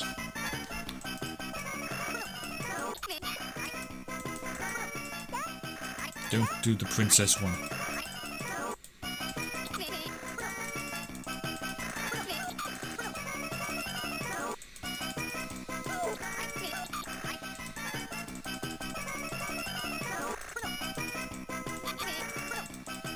I don't know.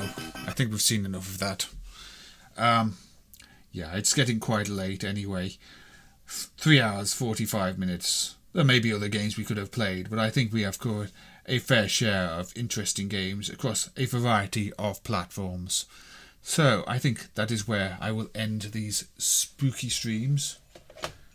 If we're going to do more spooky streams, I'm going to have to find another excuse to do them, rather than trying to make it another Halloween stream, because it's not Halloween anymore. Halloween was yesterday.